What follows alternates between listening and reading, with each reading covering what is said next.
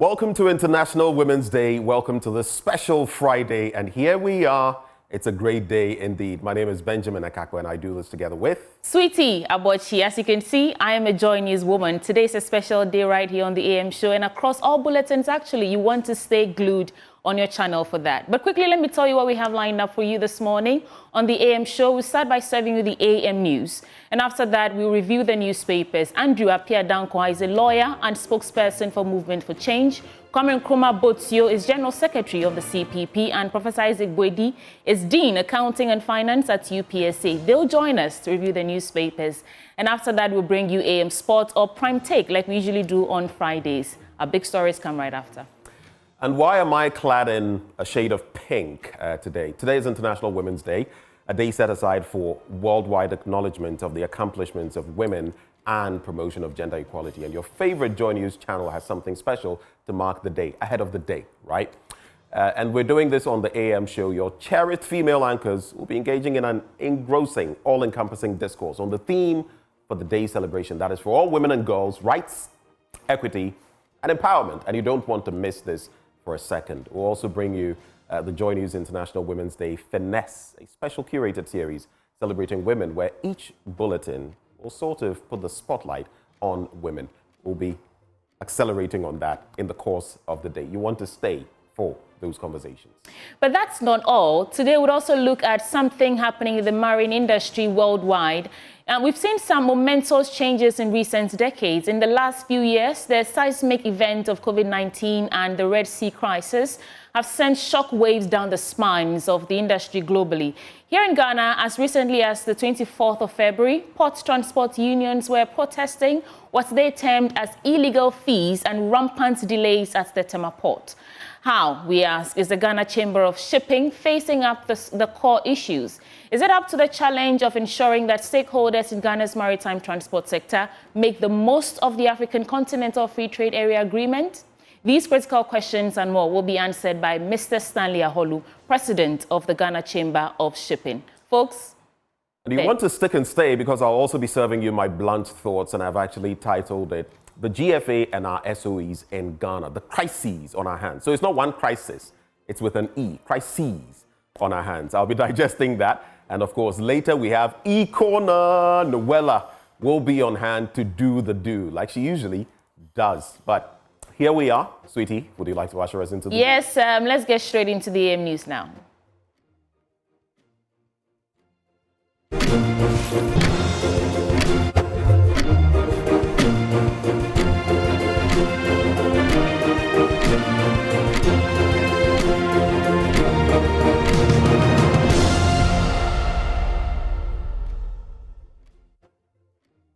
Around the world on myjoyonline.com, across Ghana's 16 regions on the Joy News channel. This is the AM News on the AM show. Let's start with the details. President John Dramani Mahama has reaffirmed his government's commitment to ensuring fiscal discipline by reducing the cost of Ghana's 68th Independence Day celebration by 95%. The event, which would have cost 20 million cedis under the usual arrangement, was significantly scaled down. To cut costs, government relocated the commemoration to the Jubilee House, where a modest ceremony with a few performances was held. Addressing special guests, President Mahama highlighted the impact of poor financial decisions on Ghana's development, stressing that fiscal prudence is crucial in navigating the country's economic challenges. Presidential correspondent Maxwell Agbagba filed this report. The president is being escorted by the police-mounted squadron. Hey! Go! Yay! President Mahama arrived here at the Jubilee House accompanied by the mounted squadron of the Ghana Police Service. Amongst the special invited dignitaries here at this event were former President Nana Addo Dankwa Akufo-Addo. We also had former President John Ejekum Kufuor present. We also had the former Tanzanian president also present here as a special guest of honor. In his speech, President Mahama stated that the total estimate for this year's celebration at the Independence Square would have been 20 million Ghana cedis. He said hosting the event here at the Jubilee House has helped government to save 95% of the cost. This year, we received estimates of at least 20 million Ghana cedis for holding the event at the Independence Square on the same scale as the previous years. In a year when we are calling on all to sacrifice, including workers who have graciously accepted a base pay adjustment far below the rate of inflation, it is unconscionable to spend that kind of money on a few hours of celebration. Today's event would save us 95% of the estimated cost of the event.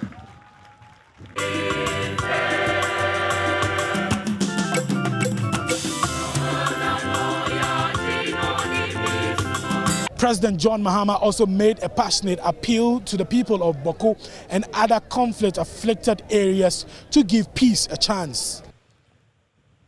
The people of Boko and other areas, it is time for lasting peace to prevail. Our children deserve to inherit a peaceful land where their dreams are nurtured, not where their nightmares are relived. Let us give renewal of friendship a chance. Let us give peace a chance. Foreign Affairs Minister Samuel Okudzeto-Ablakwa lauded the government for the decision to bring the 68th independence celebration here to the Jubilee House. Beautiful celebrations. I like the fact that the president really has saved the taxpayer. And it tells you that we can still achieve results, still celebrate the history, the heritage of our country in a very prudent and cost-effective manner.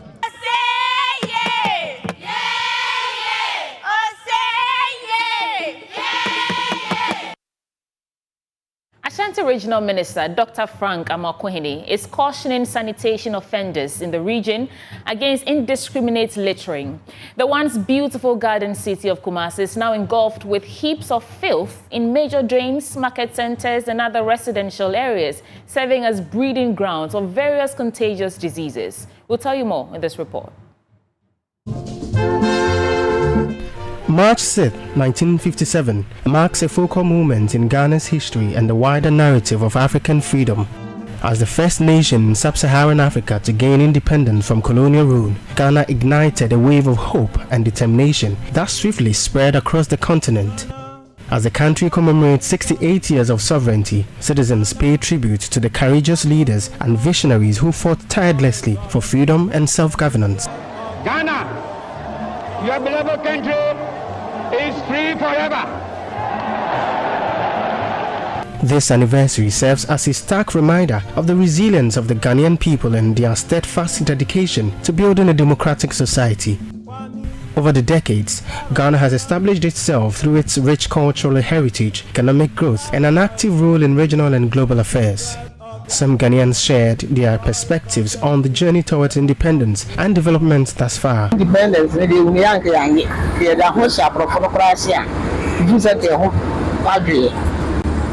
South Africa for most of do a almost a Friday, but since they won Ghana independence now up to date, number one of my society to media because the number one my society. That's no dear. Nay, Sisian to cry, you want to say, yeah, bye. And yes, sir, Madam, I didn't check a clan, and yes, sir. Cause this your plan, you want to send come more back on the buy any day. Nanky and yes, but I will not cry the CCD. And you're plenty, yeah, found DNA, and a dear. Madam, I didn't check a clan and say, yes, one more dear found you in my idea. But I see your something for necessary. As Ghanaians come together to celebrate, it is crucial to reflect on the nation's complexities, recognizing both achievements and challenges. Dr. Samuel Edujemfi is a political historian with the Kwame Nkrumah University of Science and Technology. What is closely linked to that is that even though some have said, some scholars in government and politics and all that have tried to argue that rather radical nationalism is what led to Ghana's independence, and that really took effect from the 1945. But I say no. Before the First World War, the interwar period, the League of Nations, and up to 1945, after the Second World War, the formation of the UN and all that, the region called Gold Coast had strong African scholars. It had also had several youth movements, if you like, right, which was pushing for such independence. From ancient empires to modern democracy, Ghana's journey is a testament to the strength and determination of its citizens in the striving for a brighter future. From Kumasi, Godson de Graft appears report for Joy News. Land of freedom, everybody talk. Moving on, the Central Regional Minister, Ekopenyi Eduamochire, is calling on traditional leaders in the Asin North District to prioritize good sanitation as a yardstick of development. Now, speaking at the 68th Independence Anniversary Parade held in Asin Breku in the Asin North District, in the region, among other issues, reaffirmed the significance of maintaining proper sanitation as the region continues its fight against cholera. Abigail Nkrumah has more in this report. At the 68th Independence Anniversary Parade held in Asin Breku in the Asin North constituency, the Central Regional Minister, Ekopenyi Eduamochire, urged traditional leaders in the area to prioritize proper sanitation, saying it will be used as a yardstick for development.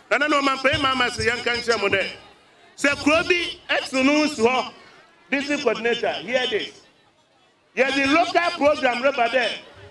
The environment of one was show Krobiara up on modern hour in Session. Now, I'm a buying book out of Dono. You're better in Kawan, Shabai Bobo room, no, you're a better development. As the Central Region continues its fight against cholera, the regional minister also called on teachers to make teaching and learning more practical, saying proper hygiene is not a reading concept. On my Ghana, where the 68 years. Oyimpa, in the 68 years, sir, you do not have to read all the time to know what is right. You should have learned a lot from 1 year to 68 years. Oyimpa, we learn a lot from practical than from reading. A teacher folk, do not teach learning hygiene through reading. Do it practically. The minister also touched on subjects concerning galamsey and responsible parenting. Galamsey, we are in Masua Central Region, and I'm going to Mumba by Ase. Mama maybe baby motor to Musa one send one by Yarbenjao. I hear not the bro. I will woman sebi. Mama may one quack. My friend one man found quite your teacher. When your teacher the way Yamande, teacher has a role. But when you're not the kitchen, go to why. Following the parade, the Member of Parliament for Asin North constituency, James Jachi Kwesen, along with the Central Regional Minister, inspected the Trianka Bridge project site, a project undertaken by the Member of Parliament and President Mahama following the 2023 Asin North by-election. There's over 30 communities here, who are behind this. Trianka is the main town. That's why we call it Trianka Bridge. But there's about 30 communities. And even, in fact, a lot of people in Breku itself have their farms here. So it's so hard for them when they do their harvest, they have to circumvent and go through Nyankumasi before they can come to Breku. It's cost. So they can't even utilize much profit for their hard work. So all this will solve the problem for them. From Asin Breku, Abigail Nkrumah reports for Joy News. Now, as Ghana marks its 68th Independence Day, Ghanaian scholars in the diaspora are calling on the government to adopt research-driven policies tailored to the country's development. Despite 6 decades of independence, the scholars are worried about Ghana's financial instability, prompting urgent action. Professor Joseph Dankwa and Kweku Adams, lecturers at the University of Bradford in the UK, are urging Ghanaian scholars abroad to return home as agents of change to drive growth and progress.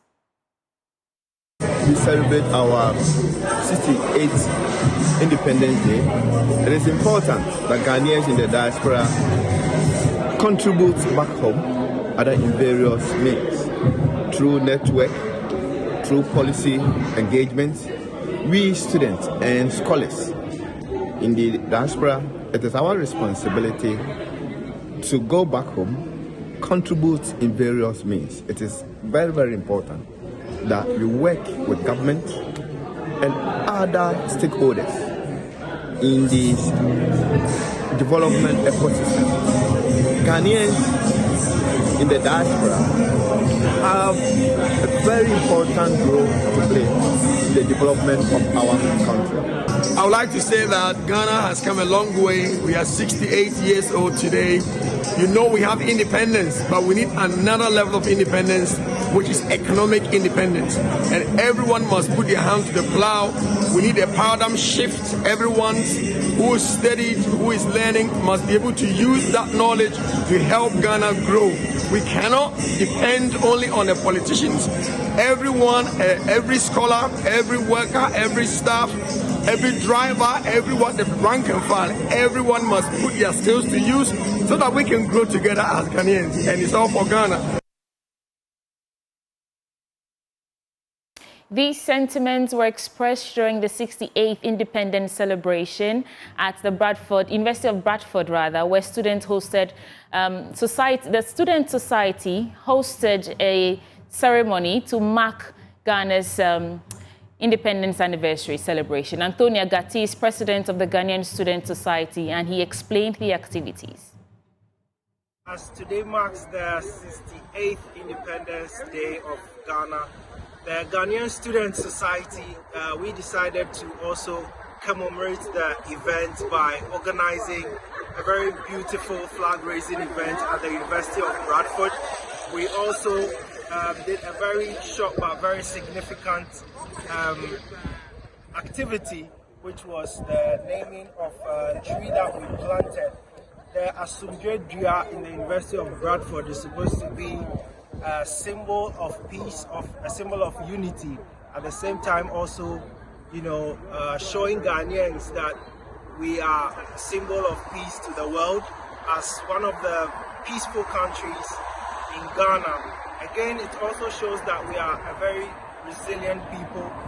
We fight for what we believe in, and the tree is going to be in the school for a very long time, which means every Ghanaian that comes to University of Bradford, when you pass by the Peace Garden, you're going to see the Asumdwe Dua, which shows that you are welcome to Bradford University, you are welcome to the city of Bradford, and Ghanaians are going to treat you lovely as we always do. Now let's head to the Volta region because there is a glimmer of hope for victims of coastal erosion in Agaveji, Amutinu and Salakopa in the Ketu South municipality. This hope emanates from President Mahama's visit to the three communities yesterday, soon after the 68th Independence Day celebration in Accra. Accompanied by engineers, Volta Regional Minister and some institutional heads, President Mahama expressed sympathy for the victims and reassured them of his administration's commitment to finding a lasting solution to the challenge. Now, his visit comes as displaced residents facing severe destruction plead for urgent intervention. Here's more. They came and they have made the assessment and they're giving us a comprehensive report of what is happening here. 51 households have been affected and 300 people have been displaced. And 80 meters of the coastline has been washed away. Now, when Chief was speaking, he touched on what the issue is. We started a sea defense project called Blekusu Phase 1. The feasibility study was also done for Blekusu Phase 2. And the understanding was that when the contractor finishes Phase 1, he will continue with Phase 2. Unfortunately, that didn't happen. So the project ended at Phase 1. Government did not provide funding to continue Phase 2. Phase 2 would have covered Agaveji, Salakope, Adina, and Amotino. And so that basically is the problem. The feasibility study is ready, the design is ready. We just have to allocate the funding so that the project will start. Happily, the finance minister next week is going to present the budget. So I'm going to ask the finance minister to include funding to start Phase 2 of the Blekusu Sea Defense project. Before we came here, we went to the resettlement project that I believe or I've heard is being financed by Ghana Gas. I don't think the project was well thought through. The work is shoddy, and even the area where the resettlement is being built is a flood area. And so if it floods, it will affect those buildings too. And so those buildings are not fit for purpose. There are two things we need to do. Start the building of the Phase 2 of the defense wall, but at the same time resettle those whose houses have been affected. In the meantime, to alleviate the plight of those who have been affected, we brought some items to be distributed to those who have been displaced. The items are from 3 sources. The Cape Coast Technical University has matriculated 3,372 newly admitted students for the 2024-2025 academic year. Addressing matriculants at the matriculation ceremony, the Vice-Chancellor of the University, Professor Kweku Educhum Eyimboache, called the ceremony as one beyond reciting symbolic oaths and urged the matriculants to have confidence in their quest to pursue TVET education. Matriculants of the Cape Coast Technical University were advised to hold highly their decision to pursue TVET education.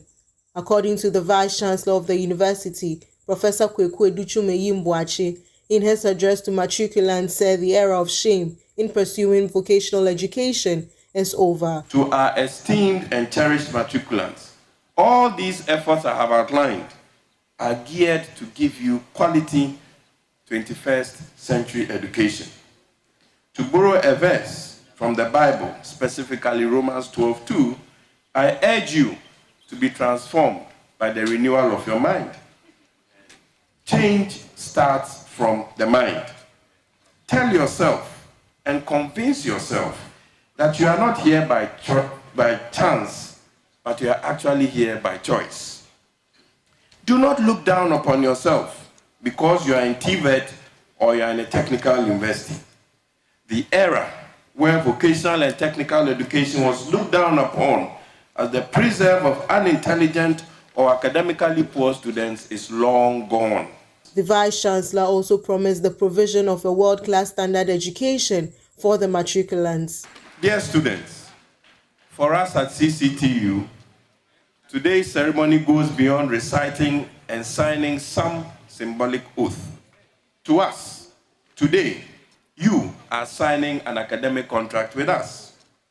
You, by your presence here, are committing your training needs to our hands, and we on our part are pledging to provide you with our usual world-class standard education and training.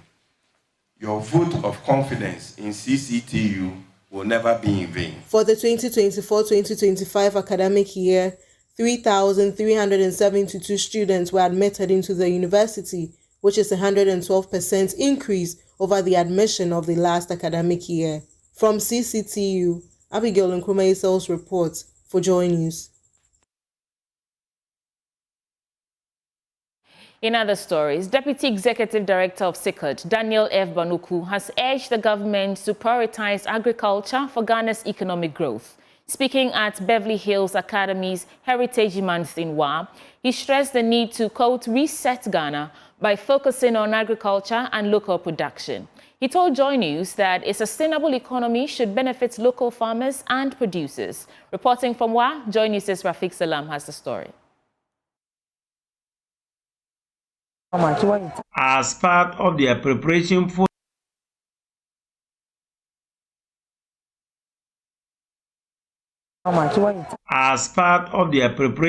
their Heritage Week celebration at Beverly Hills Academy in WA, pupils of the school visited the WA market to buy ingredients for the preparation of several indigenous food. Today, the school decided to celebrate their Heritage Week by cooking local dishes to mark Ghana Month. The pupils were grouped into 6, representing the 16 regions of Ghana. In an interview with Joy News, Deputy Executive Director of Center for Indigenous and Organizational Development, SICUD, Daniel F. Banuku, whose organization is championing the eating of local dishes, noted that Africa has lost a lot, hence the need to go back to eating of local meals. We needed to push a reset button, to go back to the basics, to begin to promote the consumption of local foods that can then increase the production of local foods. The proprietor of Beverly Hills Academy acknowledged the people for the effort put into the event. From now, as Beverly Hills is concerned, we are taking ourselves from all other things that is not helpful to us, but rather taking our local foods that will benefit and help us to grow and grow well. News, Graphic Salam. Wow. Business Updates comes up next with Benjamin Akapo.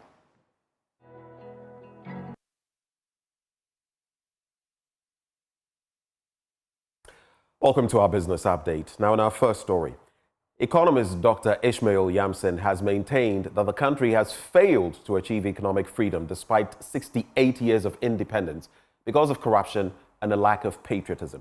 Speaking to Joy Business, Dr. Yamson, however, maintains there is still a way out of this challenge. How can a country in 68 years go to the IMF to be rescued 17 times? And let us pray that we don't go for 18 times. There are some who have argued that there is a possibility. Well, I like the British say, the situation is difficult, but it's not hopeless. I think I still have hope that if we take through the reset agenda, as we have all, diagnosed and made proposals, we shouldn't go for the 18th time. I'll come back to your recommendations and how we can tie in this program. But for you, do you think that the governance system or the structure has been a problem in transitioning from what Nkrumah left and sustaining that economic vibrancy to now? Because there are some who are saying that we've lost out in terms of real economic independence and financial independence, and still our economy is actually open to price volatility, and anytime there's a blip in any of the commodities, we see the city and all the rest. How do we get around that challenge in terms of having that impactful economic and financial freedom to make it relevant when we celebrate today as 68 years of independence from our colonial masters? Two things, George. The first one is love for country. Love patriotism. For country. Patriotism. And one thing that sets Nkrumah's government apart from all other governments is that Nkrumah was passionate about building a strong Ghana, respected Ghana, a sovereign state that is able to manage its own affairs. And he was very passionate about it, right? And there are people, those who have argued that, Nkrumah was able to do that because he was a dictator. But if that dictatorship builds countries, then under Rawlings we should have been, a first-class economy. Because you ruled for 11 years as a military ruler, and another 8 years as a pseudo-civilian. So 19 years. So it's not about dictatorship.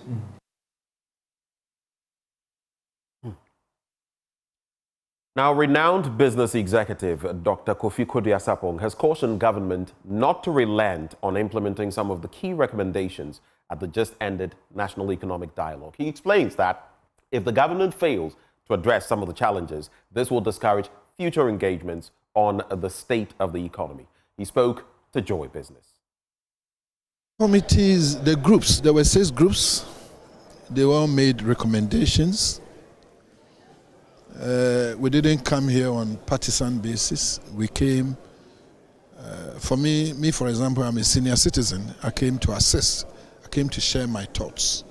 It's up to government to use the recommendations. Government says, come and tell us what is wrong. Come and tell us what you think we should be doing. We have given them our ideas. Whether they use them or not, it's up to them. Certainly, I don't think they wanted us to come and waste 2 days here. All these many people, some of us in retirement, calling us to come and spend 2 days, 2 long days of working. We make recommendations, we've debated them, you've issued a communique. If you say you won't use them, maybe next time when you call us, we won't be available to come.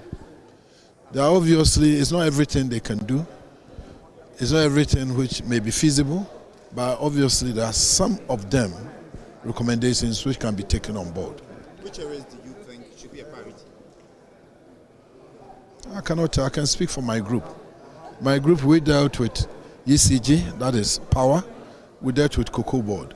We made some recommendations. Cocoa Board, for example, we think they should focus on buying their cocoa and exporting the cocoa.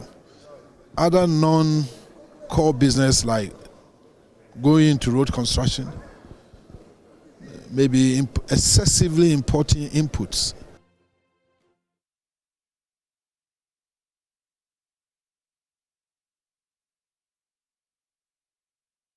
And that's the note on which we cap off the business updates for this morning.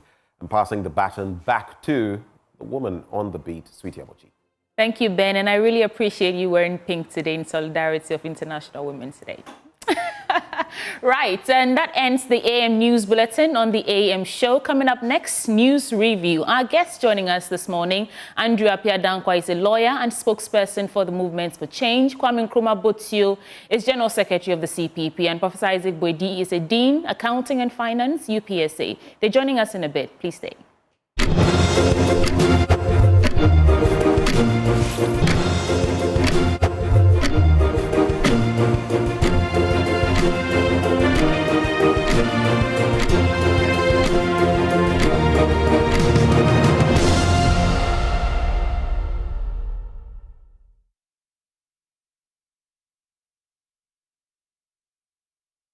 Well, thank you very much for staying with us. It's time now for the news review right here. We're joined by our guests we have in the studio for now.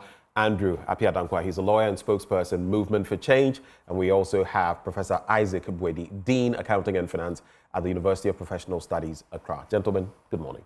Good morning. All right. I'm going to do the usual and give you your 1 minute plus to express your sentiments on anything you'd like to talk about. But today, I'm going to give you a little guidance as an add-on. Tomorrow, we celebrate International Women's Day, which is why I'm in pink. I would have done something else today, but in solidarity with our women, I am in pink. But there are so many levels of inequality when it comes to our work. The workspace, the career path, academia. Thankfully, we've done a lot in that regard. I remember way back the whole bit about affirmative action, and there was another bit we tackled in our academic institutions that led to the improvement. I've forgotten the exact. I don't know whether it was affirmative action or there was another word, but it led to a boost in the numbers because it was at the tertiary level. It was very disproportionate. Yeah. Large percentage of guys versus ladies, but now some of those have been rectified. I think in my alma mater, University of Ghana, there are more females now than males. If you look at the balance, I've heard so far. But what do you make of these inequalities, especially in line with the theme for the day? For all women and girls, rights, equity, empowerment. I'll start with you, Prof. You can talk about what you will talk about and then add thoughts on International Women's Day, which is tomorrow. Well, maybe I can start with that one. You could start as well. They are essential part in our lives. Okay. A woman that we have. Years ago, I'm sure if you walked into any organization, you'll often find a larger number of them, those employed, happen to be men. But now the things have changed. In fact, there have been a lot of studies now on gender equalities. If you consider other areas or sectors, now you see the numbers have changed. And it's all about the advocacy, the fact that people are now talking about. But sometimes when we talk about equality, we should also be mindful of how we describe it, as if males and females they don't have the capacity or abilities, and now they have to be dashed to them. It shouldn't be. They merit. A lot of them are in this area. I did a study some time ago in terms of proportion of CEOs and their performance. Right. female CEOs and their performance. A lot of studies have been done in these Indeed. areas. I'm sure they are doing well. So you didn't tell me. I forgot. I should have been in the think as usual. Thank you very much. So that's my bites on that issue. We should celebrate them. They are a very important part of our career. Then the next thing is on the dialogue. National Economic Dialogue. For me, there was a departure in the previous one. Some years ago, 2014, if you remember, the Senchi, yes, was more of reactive. We are reacting to situations. That we were saddled with economic challenges, issues in the economy and all that. But this time around, I'm sure we're having to more forward-looking. The government took over and decided to engage people, the nation. Now they are trying to move away from the top down, trying to move away, picking issues or giving issues to us from the top. Now they want the grassroots, everyone, to be involved in national discussions in terms of economic challenges. So it was a good call, and I'm sure those who watched, it was a colorful event. But we should also be mindful that such dialogue should not be held in Accra only. I watched the thematic areas. I listened to the president and some of the comments and all that.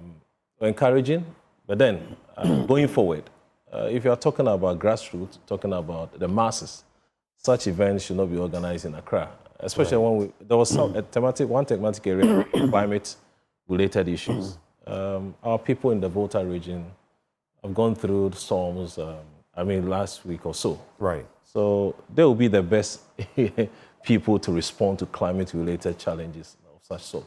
The last thing I would say on that happened to be the post-dialogue action plan. I didn't see anything of that sort.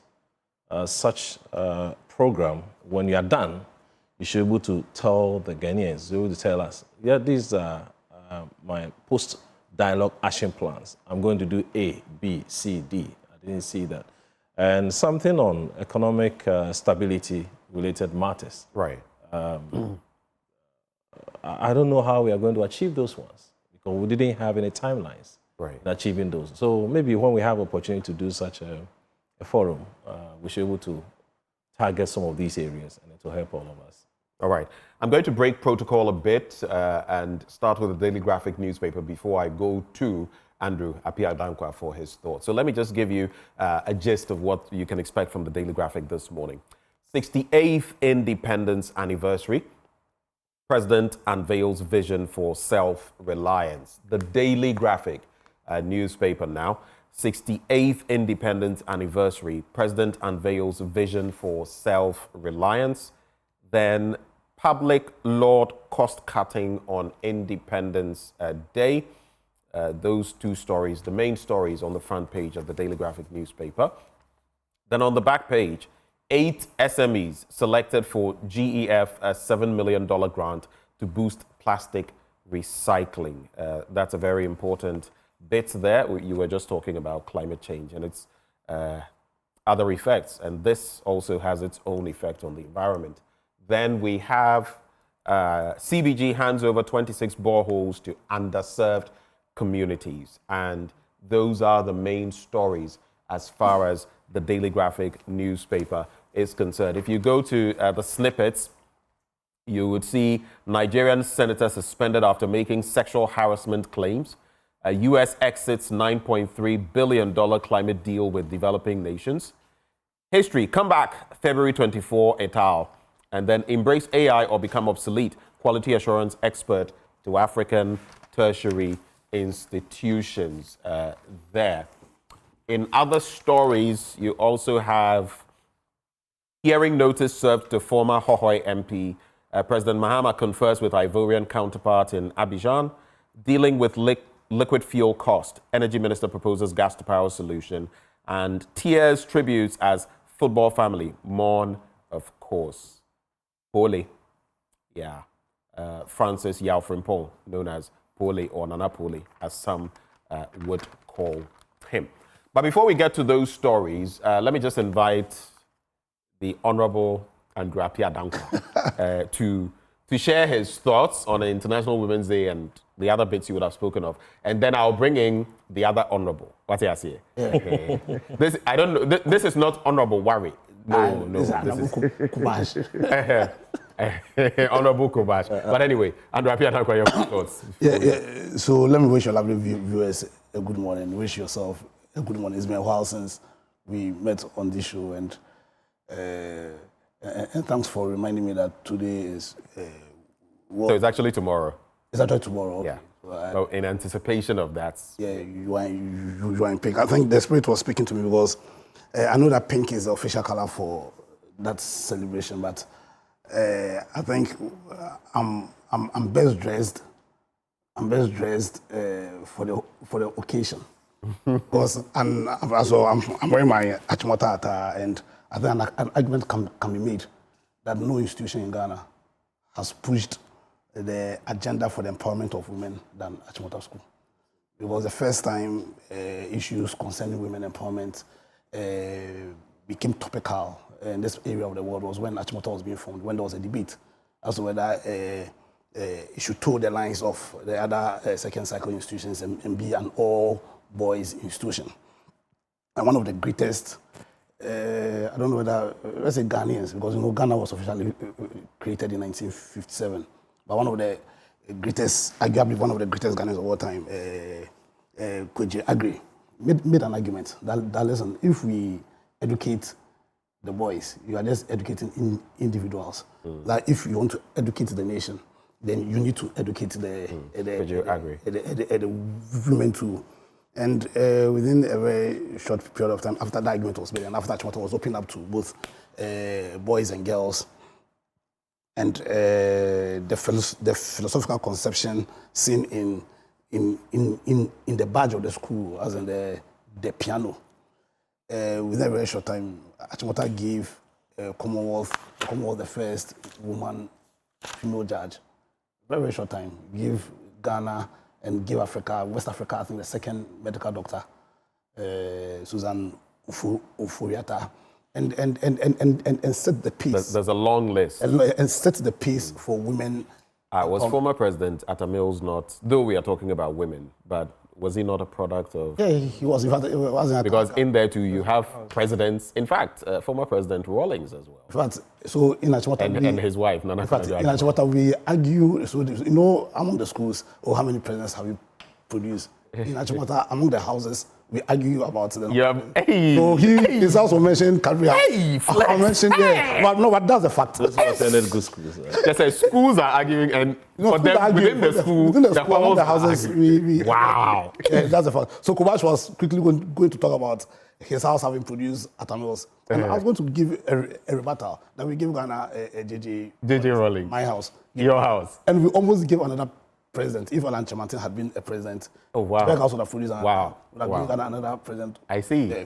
So I think we should go beyond just the education, but also empowerment. And I think a similar argument can be made that when you empower a man, you empower an individual. But when you empower a woman, you empower the entire nation. So we should take the efforts higher and then look at giving them real economic empowerment to benefit the entire nation. I think the entire Women's Day, I think whoever set the date, 8th March, was being guided by the spirit. Because 7th March was the day Ghana was born. And also, I think history is replete with the role women played in our independence struggle. And for Ghana to attain real independence, as in proper, because what we attained on the 6th March was political independence. That independence was supposed to create that platform for us to then attain economic independence. I think it's quite clear that we have not been able to achieve that. Right. Especially when you read our budgets, and then most of the funding are from donor agencies and from we have not been able to become or use our political independence to give ourselves economic self-reliance, and I think that ought to be the target. To achieve that, then we need to find a way of co-opting and empowering the women in that effort. So for me, I think originally I planned for one message, but I can... You're fusing the and two. so the independence of Ghana has to lead to the ultimate empowerment of the women, so we can... The independence of Ghana must also be coupled with Yeah, the true independence of women. Yes, exactly. When we attain that, then it will lead to the overall... And speaking of these matters, this is where we're also going to encourage the current government, the promises that were made about women, and I know it's not easy, but more and more we should try and get more women into some of these SOEs that are bleeding. And today in my blunt thoughts, I'll be talking about our SOEs. It's a dire situation. No, I mean, we are bleeding every year. Why would we do this? What private person would do what we are doing with our SOEs? I think we should push more women into, I'm not saying they are perfect, but women statistically have been shown to perform better than men in some of these categories. Push some more women there. Let's try and get more women in parliament. Let's get more women ministers. Let's get more women in crucial, I mean, I'm happy. The Ghana Stock Exchange has Abana Amwa. I mean, you have, again, another Chief Justice, Gertrude Tokonu, who is female. You have a female vice president. Yes, we can celebrate these lofty ones, but it must trickle down, and we can do more. Should I bash Kobash? Bash him. Should I bash Kobash? Bash him. You are right about Kobash. Yeah, bash you know him. why I'm supposed to bash you? I know. Okay, but you, because International Women's Day is tomorrow, I will not bash you. For the sake of... Bash him. For the sake of Merene and, you know, the... But I have a good... I will not bash you. We will not support you again. You will not support me again. Please, let's make it brief. Okay. Quick thoughts, and then we continue with the papers. First of all, I want to apologize for being late. Today is my son, Papa Hinbotio's birthday, so last night we didn't sleep early. So briefly, top of my thoughts is yesterday's independence celebration. At the Jubilee House, and it was... And I read the statement you sent me. Yes. The statement by our chairperson. Sobojo. Yes, Wing Commander Patrick Sobojo. And I would say that His Excellency John Dramani Mahama is on the right track so far. I was at the celebration personally. I think it was, I would describe it as intimate. You know, it wasn't just the frills and all that, but even the show. Some would say that type of language is elitist. You were there, intimate. Now, how about the common man? Someone is watching you right now thinking. Achimota language. and the show of unity with former President J. Kufuor, former President Kufuor, and John Dramani Mahama himself. I mean, I think this is Ghana's time. This is a turning point. And I believe that come Ghana at 70, we're all going to look back and indeed admit that we are back to, or maybe close to what we had in the First Republic. Things are on course. I was at the National Economic Dialogue as well, and one of the principal speakers during the opening plenary, he stated that the best Ghana has ever had was the First Republican period of the CPP, and that more or less the point of the National Economic Dialogue is to try and get back to that stage. And I'm glad you brought up the release by party chairman, Wing Commander Patrick Sobojo. Even though the CPP wants to be in power itself, 2028 is 4 years away. And we want to call on all Ghanaians to give all they have, to give their full backing, irrespective of party, color, creed or ideology, to give their full backing to the reset agenda, because if we succeed, we all succeed together. That is what I have at the top of my mind this morning. Thank you so much. Gentlemen, I started with the Daily Graphic. I'm going to blaze through it so we can proceed. 68th Independence Anniversary. President unveils vision for self-reliance, and President John Dramani Mahama has rallied the nation to support his agenda to reset the country and help it break free from its cycle of dependence on foreign aid. In an address to mark the 68th Independence Anniversary at the Jubilee House in Accra yesterday, the president stated that proclaiming self-reliance while relying on donors was meaningless. He said, quote, proclaiming self-reliance while marching straight back into the hands of the donor agencies, begging bowl in hand, is really meaningless. To break this cycle of dependence and reset our economy, my administration is formulating policies based on fiscal discipline and living within our means to expand our economy to yield prosperity for all. He also touched on the 24-hour economy. He said his administration was working to implement a 24-hour economy program to ensure that the economy never went to sleep. That, he explained, would create the necessary job expansion, boost productivity, increase exports capacity and trade footprints, and also reduce the country's dependence on foreign aid. And then he spoke about scaling down, talking about the celebrations being a reminder of the nation's struggles for freedom and self-rule. Also mentioning that because of our economic hardship, it was okay for us to scale down. On the 24-hour economic policy, the Ofuase Ayurebi, Member of Parliament, legislator, has said program Bako. Definitions between. But is it as simple as the legislator puts it? And what do you, gentlemen, also make about the bit about Felix Ofosukwache saying that we are saving a whole lot, in fact, about 13.5 million Ghana cedis, because his projection is that what they spent on this independence anniversary is a tenth of what we spent, was it last year, which was 15 million. So we spent 1.5 million. Quick thoughts on that, Prof? I want to start with you. I think any action or plans to save the country from unnecessary expenditures, I will support. But it's revealing. I have not had chance to consider expenses of such sort for such program before. For us in academia, I mean, it's just a good idea to go and do research and find out over the years how much we have spent on anniversary of such magnitude. I have not seen any data before, so it's difficult to speak to this amount that have been saved. If you check what I have here, Ghana saves 19 million Ghana cedis. That's what I see here.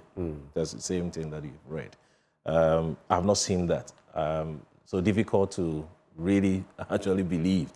I mean, when I saw it. But it's fine. If we can save such an amount as a country, that is okay. But then I have to go back and do analysis over the period, how much other previous governments, including the NDC, years ago, have also spent on such anniversary. But I can tell you for a fact that it's been increasing over the years. Okay. And so this is quite a scale back in terms of where we have been. You know, we're moving to the regions. So personally, I have always said that, like Magufuli did in Tanzania while he was still alive, I probably would even scrap it and just do something even more minimal than we did yesterday. It's ceremonial. It's a few senior citizens and people from the clergy, the Muslim clerics and traditional leaders and all that.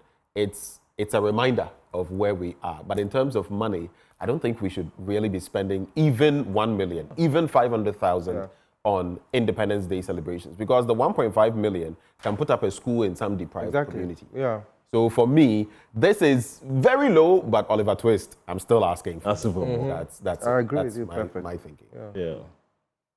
Anyway, let me come to Kwame Nkrumah. I would say that I agree with you perfectly. And such a day should even be set aside for maybe shortcutting of some major projects that saving has been used for. Like Tanzania did. I don't know whether it was after. I think Magufuli did it, and then the woman who took over from him as president also did it. So I think one time they used the funds they would have expended on the Independence Day celebration to build boarding units for some schools. And that was quite a chunk of them. I think once it was used for roads and all that. Yes, that is very good. And this year's was supposed to cost 20 million Ghana cedis. And 95% of it was saved by not having it at the Independence Square. So it's a step in the right direction. We have to cut the costs on all levels and not just on the first class flights. Even we as citizens, we also need to find ways to cut costs in order to help the state and our neighbors and all that. Someone would say that being present at such functions with the display by the army and all that, there's something there that ignites some patriotism. But I don't see anything that will ignite more patriotism than launching these projects for the betterment of the individual. So it's a step in the right. Even as far back as 2012, during the Atamils era, I remember and he may remember, I went to work that day, and whilst working, the lights went off, you know, and I and some other CPP members, I mean, we just flipped, and we opened a Facebook group. If you go there, it was called the 55th in the Darkness celebration. It's there, and we called for the boycott of the independence celebrations until all these problems are settled. That was 55 years ago. And then just 11 years down the 55th anniversary, not 55 years ago. Yeah, I mean, 55 years ago, where some of us were and then coincidentally... Some of us, not all of us. I see the way Prof looked at me. No. Prof was there. And then just 11 years down the line, in our 2003 message to Ghanaians as a CPP, we also reminded the state that until things are okay, we shouldn't have the independence celebration. So even though we, the CPP, are the ones who birthed the independence celebrations, we have always called for putting the country and the citizenry before the pomp and the pageantry. Right. So it's really on the right a step in the right direction. Just because you mentioned the power outage. So yesterday, Pankron Otafo legislator Vincent Eko Sifua posted, I think he was in Community 18 or so, and the power was off. Charlie, the comments underneath there. Hey, I see. And people were reminding him that last year there was power outage. There were power outages in some places. In fact, some said in his own constituency. Yes. It was just funny, but I think that also points to the fact that regardless of whose ox is God, who is in power, we have to get to the point where we can, I mean, as a nation, if you can't have stable power, what does that mean for industry, for all of that? But let's not politicize it. Exactly. You can check out the responses before people put under the post. And if I could quickly say something about very quickly, and then I'll go to...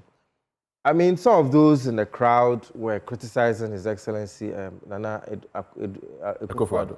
But however, if you listen to the speech of the first gentleman himself, His Excellency John Dramani Mahama, he praised some of the things that Nana Akufo-Addo had done, some of the things that President Kufuor had done.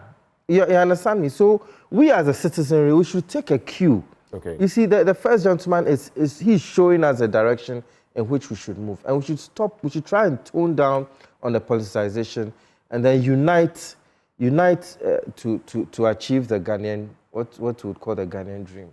All right. Let me bring in Andrew Appiah Dankwa. We have to make it bite-sized. We may have to cross over briefly and come back soon. Straight to the point. So I stand on all for this with what they say. So I would want to say something else. And that does concern the 24-hour economy and some of the comments the minority have made concerning that. They have a right to criticize what's called the 24-hour economy. But I must say that, like my president said, Kovac said, the time, if there was a time to put aside our partisan differences, then it is now. Because I know this week we have been talking about the economy dialogue. And in my view, one of the biggest issues that have drawn us back so far as our economic developmental agenda is concerned is the divisions that have existed amongst us. Because when we gained independence, my view is that Kwame Nkrumah took all the right steps in building our economy because of the differences, the political differences that existed and how deep they were. Subsequent governments stripped away or took away every single block he had laid, and today we are suffering. So it's critical that we come together as one people, understand that nobody is going to build our country for us, reflect on the words of George Bernard Shaw when he said liberty means responsibility. I understand that it is the responsibility of all of us to build our economy, but we can't do that unless we recognize that we need to come together as one, put aside our partisan considerations and always allow a Ghanaian cap to show the way. I must commend the president for how his attempts to bring us together. In this dialogue, the economic dialogue. He invited almost everybody. Yes, we were not invited, but eventually I think they rectified it. But he brought everybody, he has brought everybody together. And I'll call on the opposition to see themselves as partners in development, not as opponents. As in suspend the partisanship, let us all come on board, throw our weight behind the president of Ghana. He's not the president of NDC, he's the president of Ghana. Let us build our country. All right.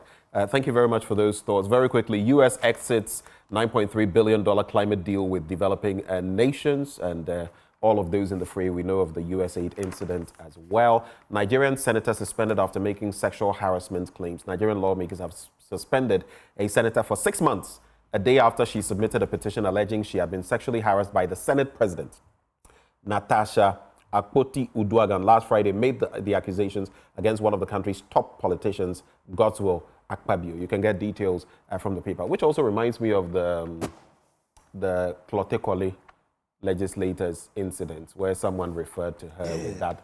I don't want to repeat what the person said, but daughter of a something. Oh, yes. And word on the streets is that Parliament is being cautious about it, but that they know exactly who spilled those very unsavory comments. And I feel this should be one of the incidents where we use to state that you can't do certain things and get away with them just because you are a member of Parliament, a minister, or stuff like that. I think we should crack the whip. The same way, I'm not saying it is right that she's been suspended for whatever reasons, but I'm saying we should crack the whip. And there are, in the standing orders, we find what can be done to someone who does something like that. No one is above the law. Exactly. No one. Public law cost cutting on Independence Day, and I had to do this one. Achimota School receives 1.5 million Ghana cedis in lab equipment from old students. Pictured here, Professor Ernest Aite, of course, former Vice Chancellor, University of Ghana, Chairman of the Governing Board of Achimota School, and it goes on and on. And 8 SMEs selected for Ghc$7 million grant to boost plastic recycling. That's done. If you have any thoughts, it must be very brief. I want to get into other papers, starting with you, Prof. Well, on the Independence Day, I'll come to this quickly. So when you're done, you go to a paper, then I'll come to you. If you have anything, you do it and then go to your paper. Right. You do it that way. On Independence Day, we applaud the government for that unity speech that he gave. But there are occasions where some of the appointees get on different platforms and say different things. I think going forward, we should all learn some of these things. When the leader is now bringing people together, some leaders or appointees should also say things. It could be the NDC, it could be MPP. Right. It's about unity that we are calling for. Okay, so a quick one on the Daily Analyst. Mahama announces 10 billion big push to $10 billion big push plan to transform Ghana. I think then Ghana saves 190 million on the Independence Day celebration. It is time for lasting peace to prevail. Mahama appeals to Boko. But I think I'll dwell on the Mahama announces 10 billion push, big push, $1 billion. I mean, this was captured in the manifesto. It was captured in manifesto. I mean, if you take away the 24-hour economy and maybe one or two other things, this was probably the next big thing. $10 billion. What is it going to do? And it's important that when we take the manifestos of government, we should be able to explain those things to the ordinary member or floor member to understand what this is about. In fact, it's just going to take care of the deficit that we have. Idea is to revitalize the Ghanaian economy, and idea is to create more jobs. We have deficits, infrastructure-wise. Roads, hospitals, schools. We have deficit in those areas. And if a government promises that you're going to get this money to push. But the other thing that we have to watch and find out, the funding uncertainty for such fund. Indeed. We should be aware. Is it through the PPP arrangements or revenue-wise mobilization, that's where we need to spell all this one out so that we are aware where this money is going to come from. Right. Also, again, I know that the Ghana debt situation is huge. Now we are hovering about 721 billion Ghana in terms of debt. We have high debt to GDP as a country. This is what we find ourselves. So we should be able to have all this understanding. And if we give this money out, there's a relation between, or there's we need to find out the difference between a short-term project impact and the long-term project impact. This is going to be a short-term. But if you want to move the economy or our situation, to a different gear, then we should look at strategies that will let us move the country, help solve some of our problems as a country. So it's a good call, it's a good idea, but I think we need to do more and bring out some of the details out. And I agree with you. We ought to make them more, we ought to let people understand policy at the grassroots so that it's not like, someone thinks this way, the other one thinks that way and all that. I totally agree with you. But hold for me, there was an unfortunate incident that happened yesterday. Independence Day, a 12-year-old orphan and people of Wedua, Presby JHS in Akwatia, sadly lost his life. And joining us for a conversation to expatiate on the issues, we have Yao Abwaje. He is an eyewitness. Yao, good morning. Good morning. Wait a minute, and right, say BBC ya just say ankwe ewo Akwatia memu hot na den potty is see and ansana obekasano viewers, let me just let you know that Yao is going to interact with us in Twi, and what he says I shall explain in English. Yao mpacho wait me out to aso pacho wait me akasa. Oh, hello. Meeting you, obet me out to aso. Oh, okay. Pacho. Andra. A bob trim hormone. Ana, ya was salta, ye. 3 and opa 3 and you Yo. Ana, akolebi to issue ewo achimbwebia. Ni na wo akutia. Achimbwebia won mine wo. Bridge bi wo achimbwebia. Utwem ko kede. Bridge bi wo hon ti sa ensure ne wo hon etie. Nti won man wo na akolebi ko to ensure akana wo 14 years or JHS1.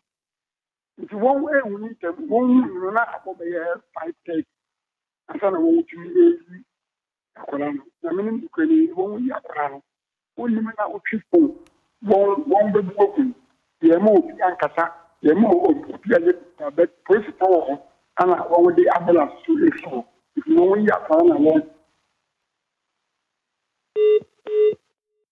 It's unfortunate we've lost Yao Abwaje. We'll try to reconnect with him. But what he's saying so far is that yesterday, around 3 in the afternoon, this sad incident, while we were celebrating Ghana's Independence Day for the 68th time, this young boy, 14-year-old in JHS 1, was making his way, and there's some illegal mining activity going on in the Wedua area, and he fell in one of these pits. The illegal miners, I believe what he was saying was that the illegal miners were not able to see him early. Before any attention could be drawn, he had drowned, and a police ambulance came for his body. Yao, yadase se wasan ajoine ye.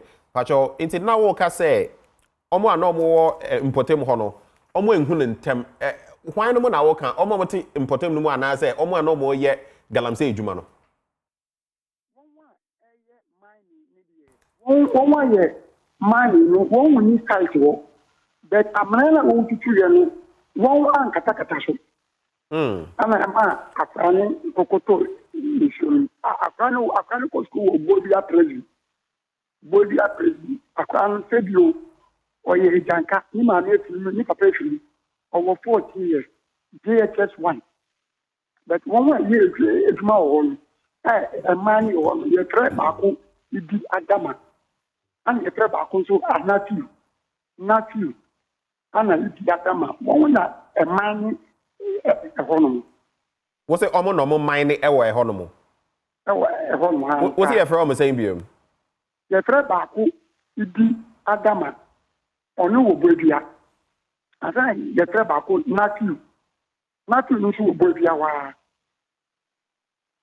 Okay, Indina Obobono, yen to me and Case, yen to me Sinupi, and Case, Omo Yebi, one I walk, but Yabaya impensem, Yabaya Shim near who say, I am Pat Senia walk canana. Inti importemo hono, dear, Omoje is at Sanko for in a ya, Omoye Galamse, Ejumano. Now, importemo hono, we see, no. Omo reaction, net saying, saying a man for more hono, Omofilia. Oh, me go on, when we are quality showing the to another, Montemo phone, I am man who be a shoe. Be a shoe. I can't chapter of something like the teacher. You know, okay. Oh, Aquala, Papa, you know, you're trying to be my dear Kama. Anna, I can't about them. And to say, you know, they make us say, my boy, I get it, and the Adam or something of my new. In the FM4, that is the card by Jesus. I'm a team coach. Yes, 2 days now, you're saying, Anna, what about all year in the that the entire oh, the Adam side, and now, not to side. One I know, I'm a one catastrophe. If you want a crown, but the wood, people say a way people but one I mind one year, the Adama, and in that too. It say, you know, Sunny American, Sani, man, you're being pain, but and so no police for no, what kind of that? Say police ambulance and a befarm, in teacher say police for Baho, police for no bar, no, they na omokae. Unimun Crawford, police for here on mobile, and a day they see, they're not on my drink and saying, oh, put for the bar. Ma, a Copanaka ambulance, you are best what it are.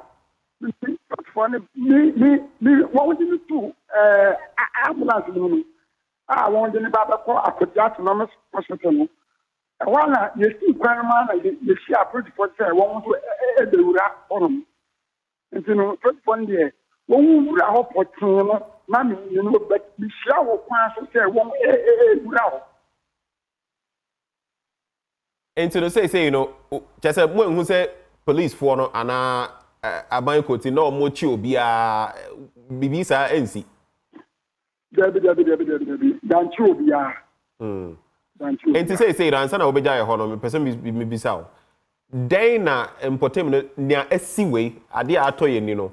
Mo pe se aban eye den e fa ho e ba galam se asem na den na mo pe se mu me de na me ni kwani adwuma no nso ebi na me ye but wo hwe ebi no adwuma won wo ya enye bebi kwa won wo ye me ba tobo ya tobo mame wo si adwuma no ebi na wo ye chese galam se no nso wo ye bi ye nya galam se ye small scale money won wo de na nya galam se a small scale money, but say, Ube humanity after a fear, out in Swa, own catastrophe. And this are for the way the center of here, Anna, Okataswa, and put them away now, Emma. Me, my year more than 85 years. 85 years. With over the require, Yamania, Lakatasi, what was I and that? Nti je so say we do man na se wutu a kataso o kataso a empa problem bi ama na se wutu na se wuja ni sa e bi an se de akosi o ene obi abojadu na ansa na obeja ye ho no ni amede betwa to no nti no omo mutu galamsey no den na obeka kire o ma no pa we no insunsu aso abeto ya chese ye nuai anya no baby ko then na obeka kire o maybe the name ka say abani say obi a oye mania on krankrate bia That's about to stop on it. Because we have money, there's a wood you crack, a wood galampe. That's about to stop on anyone where to anyone where to forest. One day, it's about to nation, not about stopping. Then, perhaps, you have to stop. Yao, that's a sound of pay when they are trying to come on, that's Sibibre. And that is Yao Abwaje. He is an eyewitness. Very sad situation. So just to explain very briefly, he talks about the initial part of what happened. He mentions some names we cannot independently verify, so we are not going to go ahead and mention the names. But he says illegal mining has been going on in the community and that one or two of these people have been apprehended in the past, but the police let go of them. I am not lampooning the police, but that is what he said for whatever reasons. He also says that the police were on site, but at the time they came, the community members had already called for an ambulance, and that there are a lot of these mining pits, illegal mining pits that are not covered. He says he himself has worked in mining for 35 years, 35 years, but that he's a small-scale miner, and they do the right thing, and that he's encouraging the illegal miners to stop what they are doing and to cover the pits. Unfortunately, I mean, this young boy is not, he's an orphan, no parents, struggling, and this is what has happened to him now on Independence Day. Gives us a lot of pause, time to reflect. I don't know, Kwame Nkrumah, what your... I would say that it is an unfortunate and stark reminder about unregulated mining. Openiyi made a very good point, that he's a small-scale miner. But you may also have situations where the small-scale miners themselves may leave the pits uncovered. So it is not always about the illegal mining or galamsey, but also the small-scale miners, large-scale miners, illegal miners. There's a problem with the regulation. There's a problem with the regulation. Our young man's death is unfortunate, but it's a reminder. It's a reminder that, I mean, this is a life that has been lost, not the first. Does it take a life to be lost before we... And we need to quickly revisit this issue and make sure that they are all well regulated, whether large scale, small scale, illegal, whatever it is. We need to make sure it's not about the krater per se. You can have the krater, you can have the documentation, and not do the right thing. Our regulatory authorities have to be on the ground. Let me quickly go to Andy. So there are even laws so that when you do the mining, you must do some level of reclamation. There are other terms, specific terms. You must do some tree planting 3 times. All of that is there. Yet, look at what is happening. And people dig and refuse to cover. We've lost a 14-year-old. Who knows what he would have added to our national life? You know, it's sad and it's symptomatic of a fundamental failure of government in this country to a large extent. I think we've said so many times, we give our powers to government so that they protect our lives, they protect our liberties, they protect our right to pursue our own happiness. But also, it also brings to the fore the issue of decentralizing governance. Governance is in Accra, but and government is in God. You understand? But if you have proper decentralization, I think we are decentralized just in the books, but not really. You understand? Government ought to be decentralized. In fact, in my view, real governance is done at the local level. If we manage to achieve that, then we have a strong system that can regulate some of these things, even at the grassroots level. It's sad. This is heartbreaking. It's sad. Heartbreaking. And there are countless. You see, so there's a life lost. But even beyond the life lost is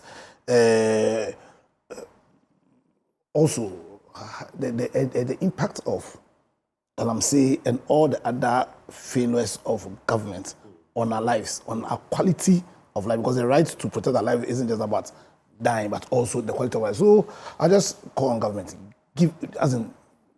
don't just chase power, but when you have the power, govern and govern well. Very quick thoughts. When I'm done with Professor Bwedi, I'm about 30 seconds, right? I just want one story from each one of you from your papers, just a major headline. We are not delving into the stories because of time, but do you have any thoughts on this briefly? Well, when I saw the pictures and then the video, what you're showing, I had my heart in my mouth. It's so sad. I don't know what we can do. What we can do is what we are doing now. We can only talk about it. We go home and then we sleep. We have given power to someone. What's the person doing with the power? We go after power, we chase power. When we get it, what do we do? Right. I don't legislate law. I don't implement. The best is to talk about it. But it's unfortunate. All right. Thank you. Can you give us one headline? Just one headline we're leaving the the custodian, government borrowing from T-bills to hit 72 billion Ghana cedi today. And that's Dr. Gideon Boako saying that. Okay. Can we take something from you, Kwame Nkrumah? Gambia turns to Jospon Group for waste management solution. That's the daily what? The daily banner. I think it's a step in the right direction to show that we have excellence in our country. All of us can export our goods and services to our other countries, and we should take a really good look at that. All right. Andy? Yeah, the catalyst, the nation's agent of change, it says. Ghana's economic future is in your hands. President Mahama tells young Ghanaians. I think it's up to, the job of building an economy is in the hands of every Ghanaian. We shouldn't shy away from that. Let's have the courage to build our country. Thank you so much, gentlemen. Let me do this for one of our own who sent me this. He says, happy birthday, Merlene. I wish you a day filled with happiness, love, and blessings, and I look forward to another amazing year together, watching your dreams and aspirations come true. Merlene, he sends a beautiful picture, which we are not putting on now, but happy birthday to you, Merlene, and it's from Bill. He decides to call himself Bill. And Bill, we see you. Happy birthday, Merlene. And that's the note on which we end these conversations. Those who joined us, Andrea Piadankwa, lawyer and spokesperson, Movement for Change. We had Kwame Nkrumah, General Secretary of the CPP, Honorable Kobash, as we call him, and Professor Isaac Bwedi, Dean, Accounting and Finance at the UPSA. We get into sports up next. We'll be right back.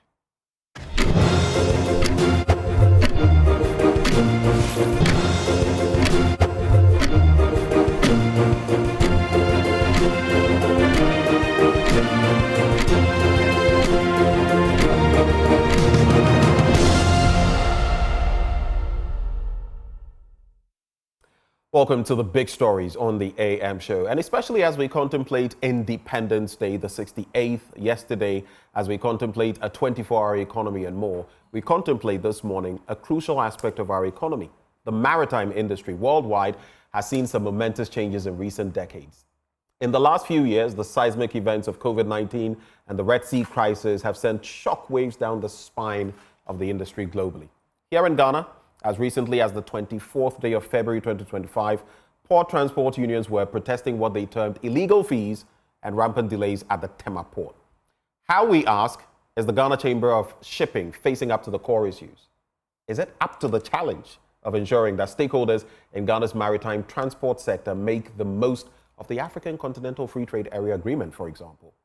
These crucial questions and more will be answered by our guest, Mr. Stanley Rajakoshi Aholu, President of the Ghana Chamber of Shipping. Mr. Aholu, a very good morning to you, sir. Very good morning, Benjamin. Quick question. How did you get the Raja? Well, you didn't see that one coming, did you? I didn't see that one coming, but I think, my father had a very good Indian friend who was a medical doctor in the Volta region. Right. And I think he decided to call me that too.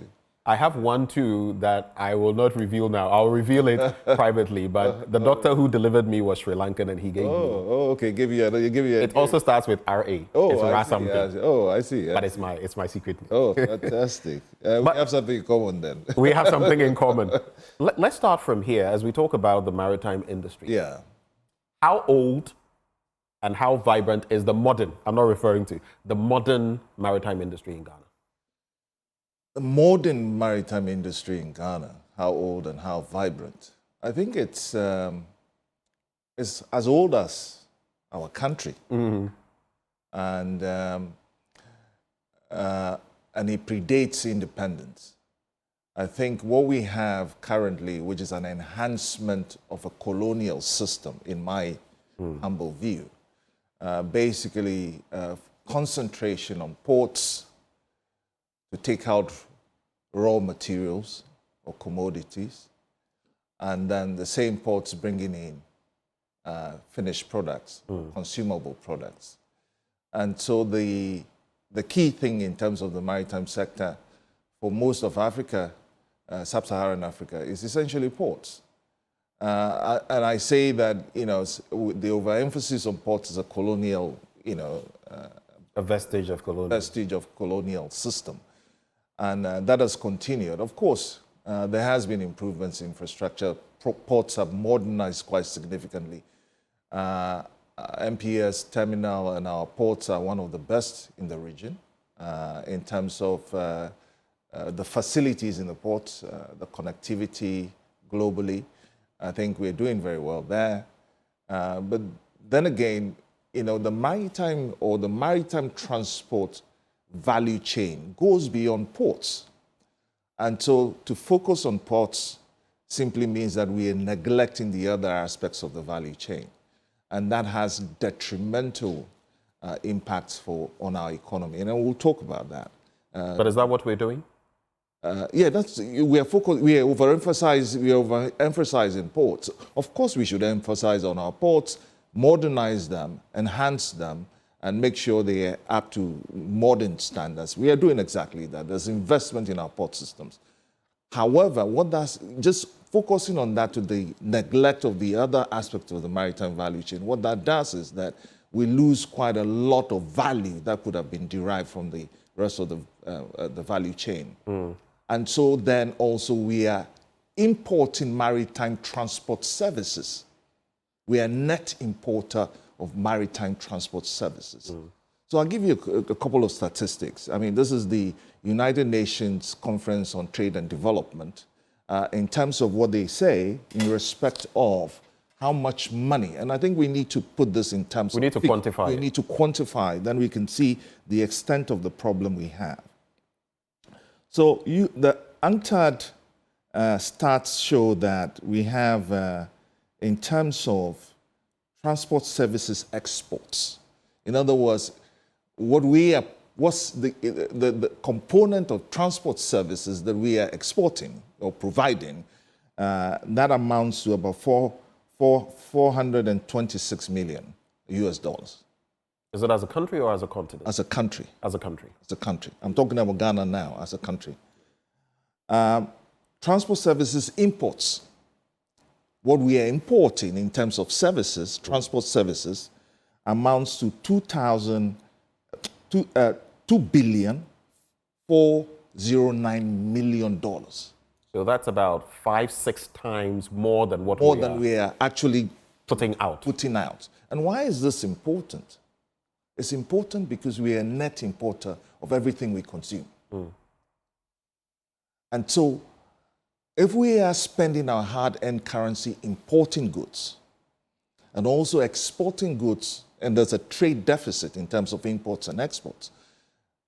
In terms of exports, we are not adding much value. We are just shipping out commodities, and I'll come to that as well.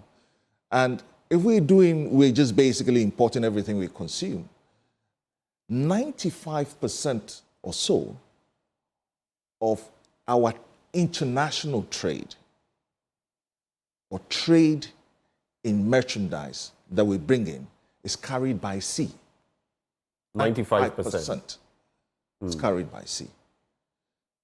So you can see then that even though, so somebody buys a container load of bags, brings it into the country to sell, or any other item, finished product, brings it into the country. I mean, you can talk about poultry products, you can all talk about food products, canned products, you can talk about even vehicles and all of that. Most of them are coming to the country by sea. They're coming to the country by sea. Now, the freight component or the maritime transportation component of that is quite significant. So we have the goods coming in by ourselves, we are paying for it, but we're also paying for transport services to bring it in. When we could control that... Whom are we paying? We're paying foreigners. Foreigners. We're paying foreigners for it. In fact, we don't really have a local maritime transport system. We're dependent upon the transportation of our imports on multinational shipping lines. to the Maersks and all of those. We don't have traditional ones? We don't have local ones? No, we used to have the Black Star Line. And there was a reason why we had that. But, obviously that's no longer the case. And now we are totally dependent upon multinational shipping lines. And overemphasis on ports has two advantages. First, to government.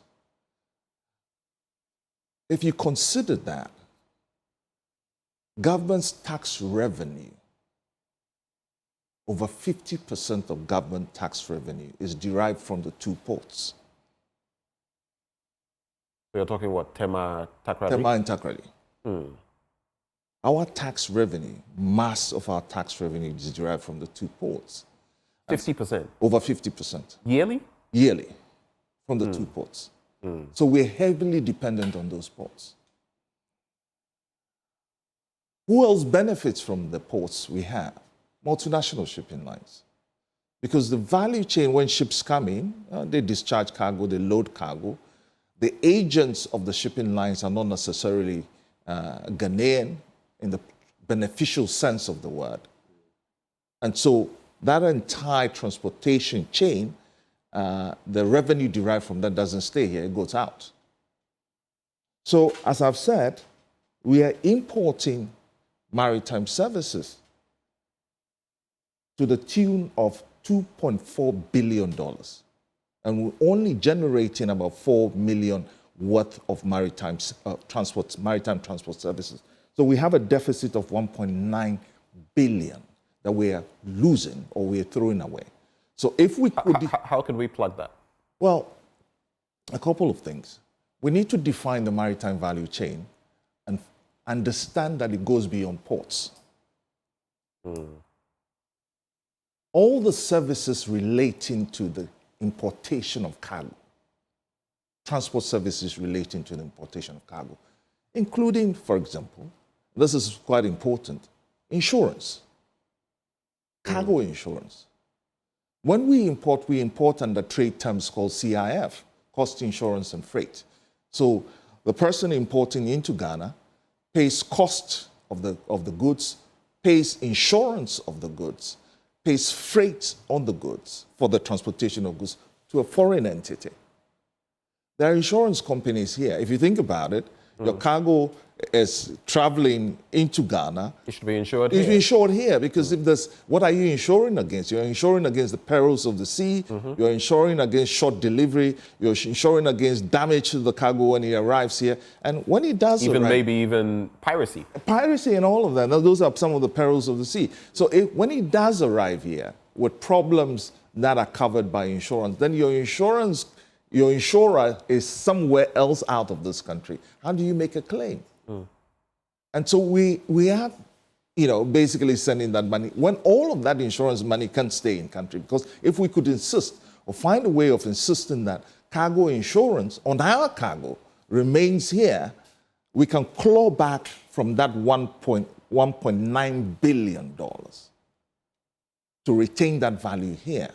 And also if we understand that, as I said, the maritime value chain, transport value chain, includes banking, includes legal services, includes logistics, it includes ship repair and maintenance, it includes warehousing, and so on and so forth.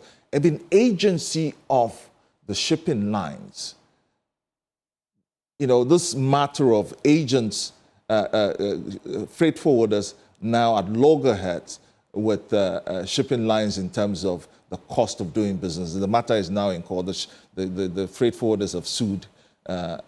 Indeed. And I spoke about that in the introduction to the conversation. They are talking about illegal fees. They are talking about delays, undue delays, and all of that. But just a quick question. Are the port charges fair? Well, it's a commercial matter. It's a commercial matter. And there's a regulator. The regulator is Ghana Shippers Authority. It has the legal mandate to regulate shipping-related services in country. And so the law actually requires that when shipping service providers are determining fees, those fees should be made known to the authority, and those fees ought to be negotiated. In my own view, I think these are commercial matters, not necessarily matters to be regulated strictly upon. But there is some framework, legal framework, allowing for these fees to be, if you like, negotiated in a sense. And this is historical. It stems from the, again, UNCTAD code of practice for liner conferences in the 1970s, where shipping lines were apparently engaging, monopolistic and antitrust-like behavior, and therefore the UN stepped in to protect least developing countries. And something came out of that in terms of how this should be conducted. And so there's a UN, UN-sponsored treaty on this, and Ghana is a signatory to that. And that led, obviously, to the formation of the Shippers Council, which now transformed into the Ghana Shippers Authority. So essentially, the idea of the authority is a consumer protection, if you like, agency or regulator, and therefore they should and they are concerned about what kinds of charges, whether the charges are related to services provided, and so on and so forth. But the history has been, if now the players in the market are going to court, and the service providers are also running to court, then obviously there's something wrong with regulation, and something ought to be done there. And these matters must be resolved quickly. Must be resolved for the industry to make some strides. Exactly. But when it comes to the Ghana Chamber of Shipping, what exactly is the purpose? Maybe tell us a bit about, just briefly, about the history, because I want us to get into other issues. And the purpose of its existence. So the history of the Ghana Chamber of Shipping, I mean, Ghana Chamber of Shipping started in March 2018. It was, inaugurated in March 2018. The idea is that the shipping sector, or the Ghana's shipping sector, is dominated by public sector institutions and operatives. And government is heavily reliant on its agencies for advice and data and information and so on and so forth. And there was a gap between, public sector institutions advising on the maritime sector and actually acting as regulators and operators in the maritime sector and government policy. And so some very experienced players in the industry got together and said, we needed to have an independent voice on policy, on strategic policy direction of the sector. And that voice ought to be more like a think tank, capable of advising government, capable of disseminating information that is based upon data, and also capable of coordinating strategy. And so this is how the chamber came about. Right. And then also the chamber came about to actually give a voice to the private sector, which is, private sector is not, heavily present in the sector. And that is a problem. And when we talk about, we continue to have this conversation, I would explain to you why that is a problem. And so you had the likes of Mr. Beno Uzumensa, who, together with Alhaji Asuma Banda, the latest Alhaji Asuma Banda, who recently passed, God bless his soul. And Alhaji was a life patron and founder, co-founder of the chamber. And Alhaji is heavily, his impact on the industry is quite significant and heavy. So they, together with others like Alex Boabing, and you have HRT Ali, Captain Aaron Texan, who was the rector of the Maritime University. You had also Ghc19m, also who was once a director of one of our ports. You had Honorable Niama Shite, who was, I think, a minister of transport or related to the transport sector, Stephen Champon, Mr. Robertson Ayi. These got together and then started this chamber. And also importantly, you had others like somebody you know, Dr. Kofi Mbia. Oh, Dr. Kofi Mbia was also a founder, and he's actually presently. It's been a while since I. Yes, he's actually presently the CEO of the chamber. And then you have Madam Jamila Mahama, who is also the vice president of the chamber presently. And so these are the if you like, the people, and all of these individuals have worked in the public sector as directors of state institutions that had regulatory control or some impact or influence over the maritime sector over the years. Mr. Benouzu Mensah was 8 years Director General of the Ghana Ports and Harbours Authority. Dr. Kofi Mbia could be arguably was one of the people who actually, created this whole architecture called the Ghana Maritime. So with all these public sector people on there, you would expect some changes to happen. But what real changes in the immediate term can take place? Because we also have the African, continental free trade area, which we're supposed to benefit from. Yes. Some countries are benefiting more than others. Ghana, as some would say, has not really taken off. It's not really set sail on that agenda. In the maritime industry, how can we tap into that? Yes, I think that, the single market, and the interesting thing is that, our coastline is relatively short. Mm-hmm. And so there's very little we can do as individual countries. The whole idea of the single market is integration and create a larger market. And alongside that thinking is also this thinking that in order for that larger market to be created, to boost intra-African trade and therefore economic empowerment and prosperity for Africa, then you need, underpinning that idea, a single maritime transport corridor, if you like. Because without maritime transport, as I said, you can't actually do trade. Presently, intra-African trade is hovering around 16%. We want to take it to about 20, 25, 30%. And that's the only way we can feel the impact. Again, you talked about the global happenings, the geopolitical shifts, making it imperative that your production points are close to your consumption. So if you have to continue to go and bring goods from somewhere else far away in order to be able to consume and develop your countries, then you're going to be paying a lot of money, as we're already doing. And so there's the need to harmonize laws within every African country to create that single maritime transport corridor to allow for that impact on a single market to actually happen. Now we have, in Ghana, we have the cabotage regime, which is a law that was passed not too long ago. Nigeria has a cabotage regime. All these cabotage laws are basically laws that are aimed at creating a local shipping sector.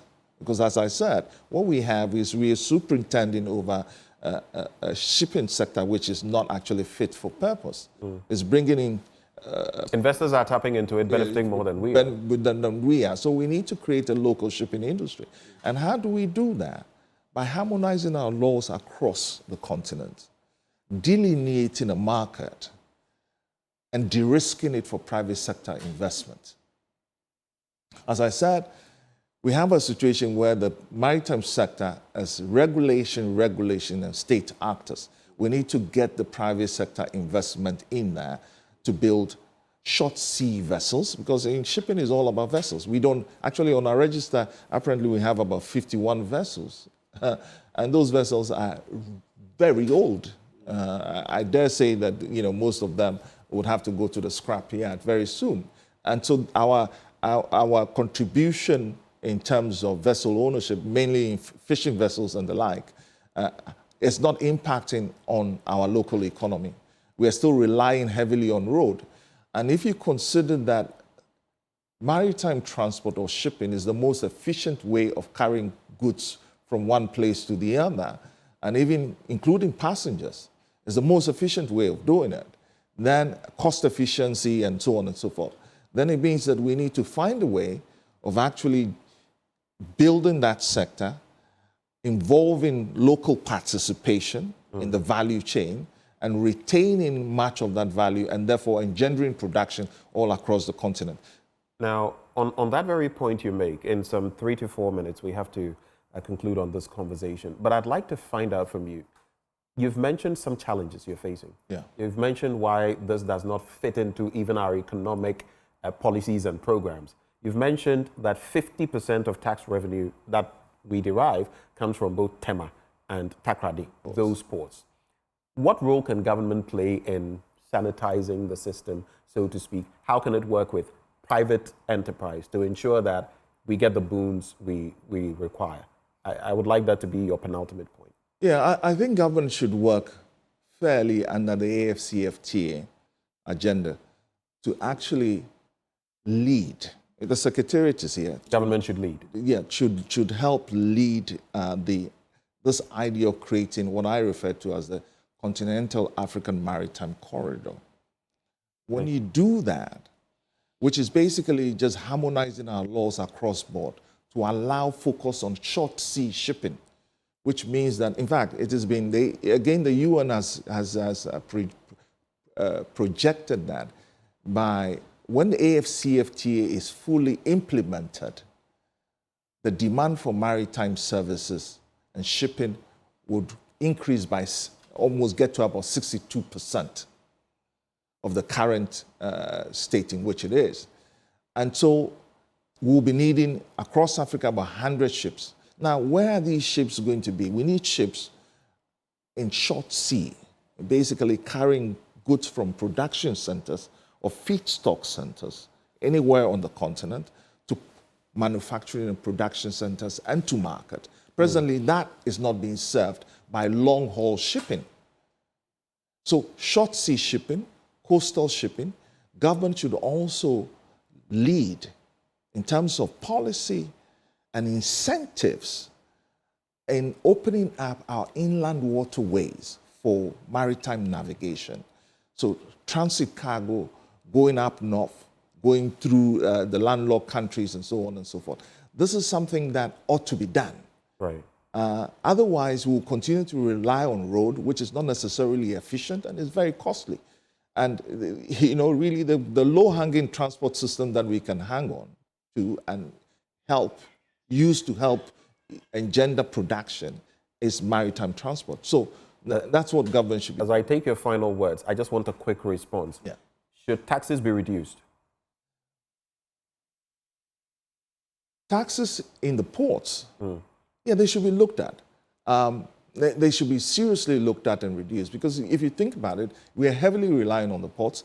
Government doesn't have the incentive. There's really, because government tax revenue is coming from the ports, there's really not much incentive to doing that. But essentially, they're shooting themselves in the foot, because your ports are competing with Lome, they're competing with Ivory Coast, they're competing with others, Lagos, and so you have to make them competitive.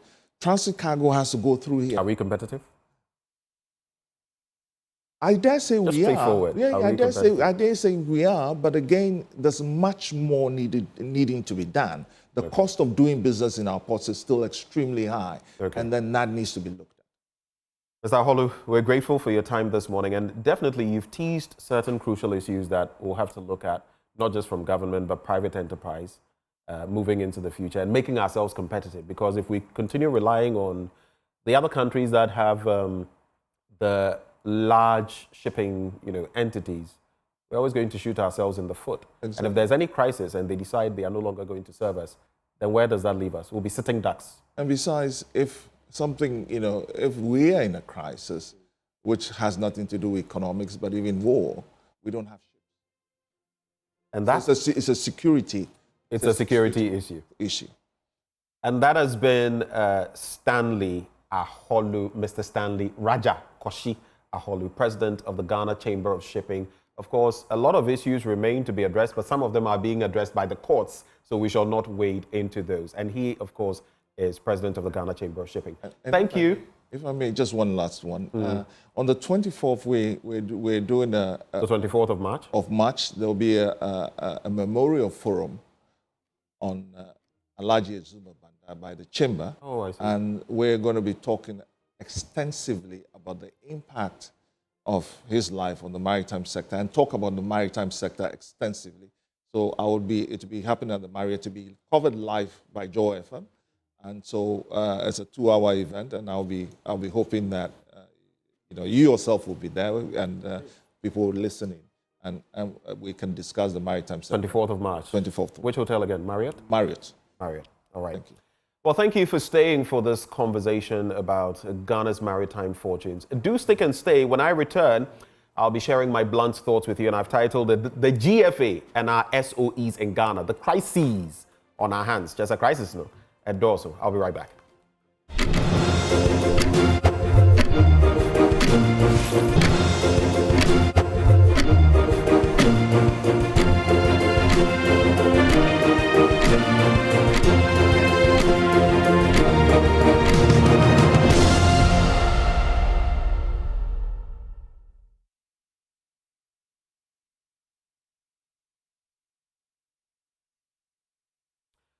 Welcome back on the AM show. Time now for me to share with you my blunt thoughts. And this morning I've titled it, The GFA and Our SOEs in Ghana, that is state-owned enterprises.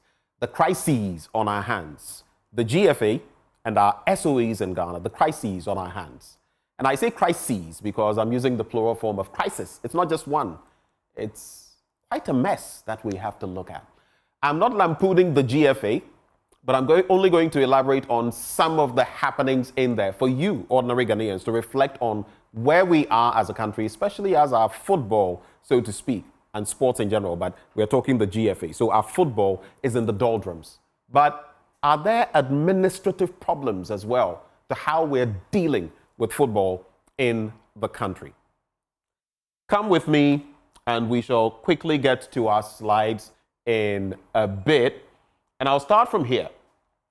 So the GFA's cost of bus procurement. Of course, this promise was made. This promise was made that, buses were going to be procured for different teams. And it was met with a lot of excitement. So what did the GFA do? The GFA procured, so at a cost of 5.17 million Ghana cedis, 5.17 million Ghana cedis, on 9 Hyundai or Hyundai, depending on county buses, 2008 model. Now, we found out that, contrary to what was said, these were not maybe 2014 models. These were 2008 models of the Hyundai county buses. But if you go to the next slide, if you look at the cost breakdown, right, Ghana for 575,000 Ghana cedis per bus is what we paid. 575,000 Ghana cedis. And mind you, these are not new vehicles. I saw some of the vehicles and, well, yes, they were sprayed afresh and all of that, but definitely not new. In fact, one entity, one soccer team said that right after it picked up the bus, it had to take it straight to the mechanic's shop.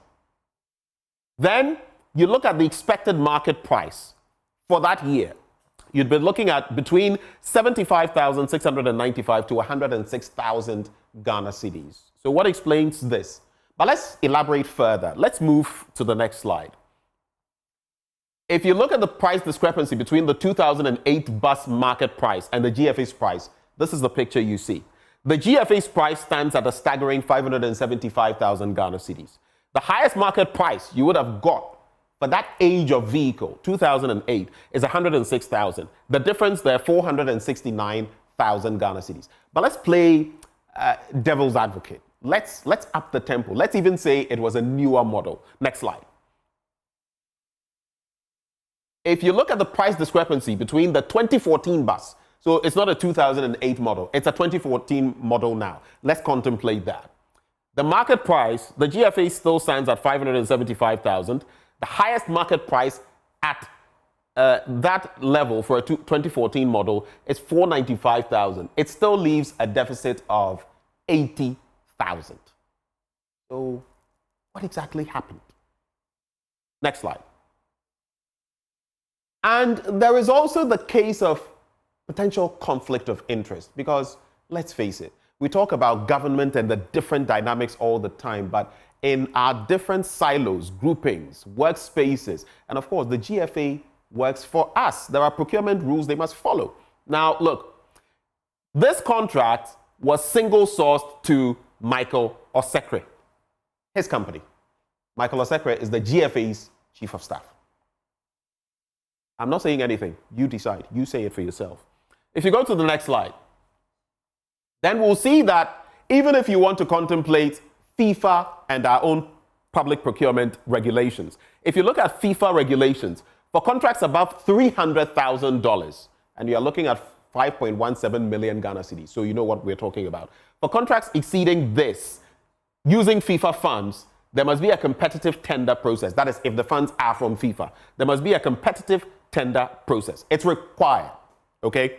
If you go to the next slide, if you come to Ghana and the Public Procurement Act and single sourcing criteria, these can happen if there's no alternative supplier, no alternative suppliers exist, or urgent procurement due to an emergency. Was there an emergency on this? I doubt it. Required for research or national security, or compatibility with existing goods or services. These are the things to contemplate. These are the grounds to look at. Next slide.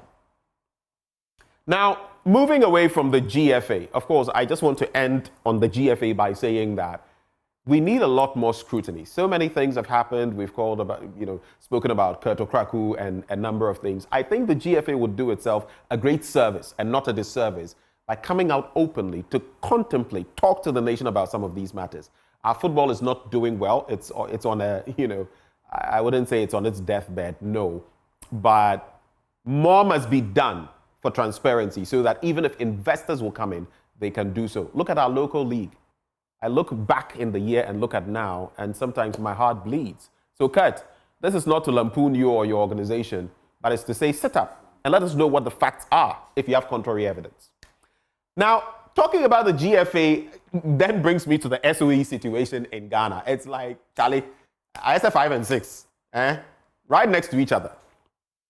You look at top indebted state-owned enterprises, and of course, you know the usual culprits, ECG, Gridco, VRA, Tema Shipping Yard, and we're just talking about shipping. Look at the Tema Shipyard. Look at what Nkrumah did for us. Look at the Black Star Line.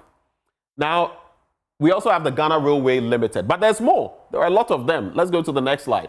Ghana Cylinder Manufacturing Limited, Gihok Distilleries. It's been on and off with Gihok.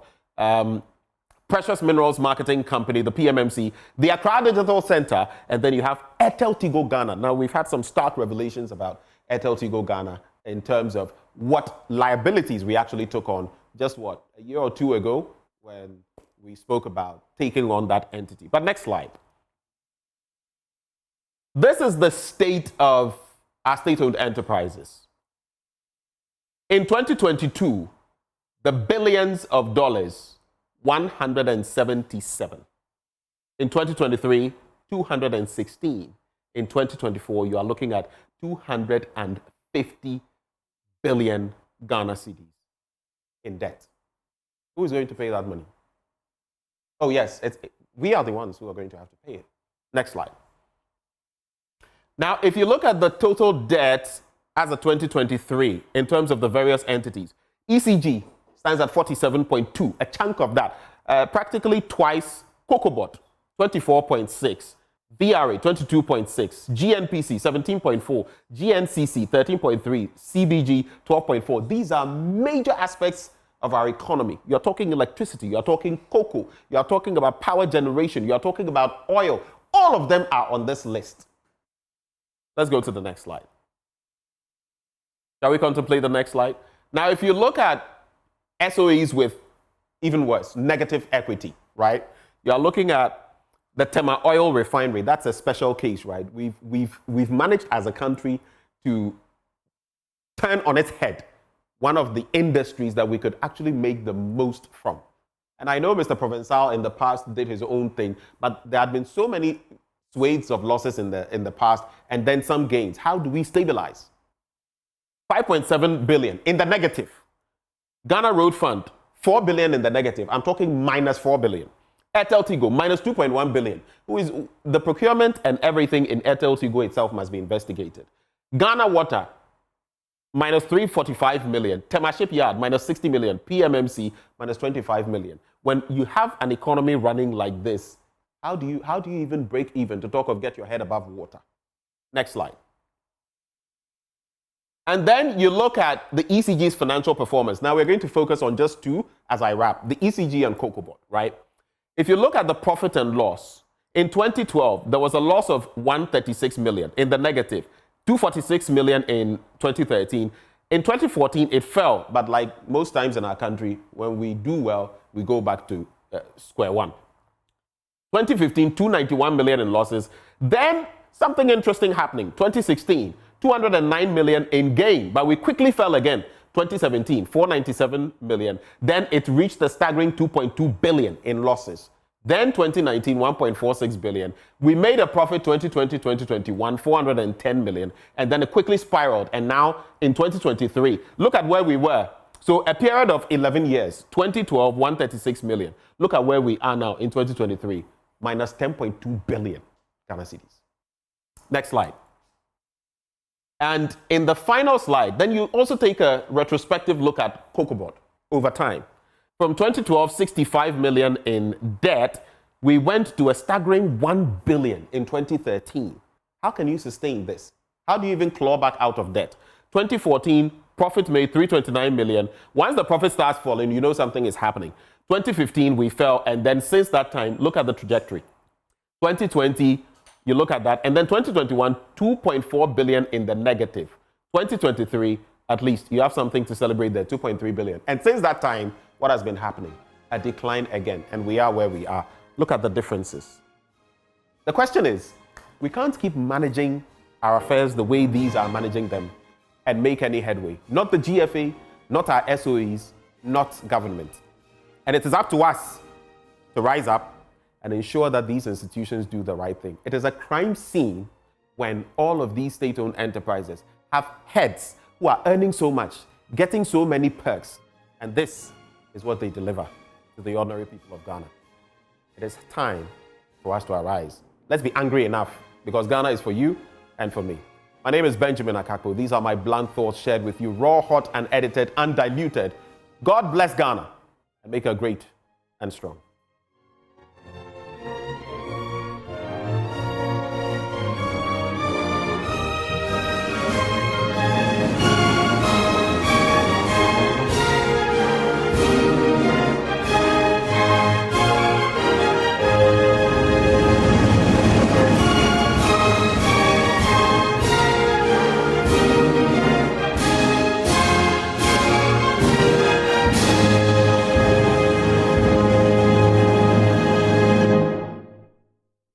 Welcome back on the AM show. In a bit, we'll be launching or unveiling our Joy News International Women's Day finesse. But now let's talk about Inter-School Reading Quiz by Pebi Cups.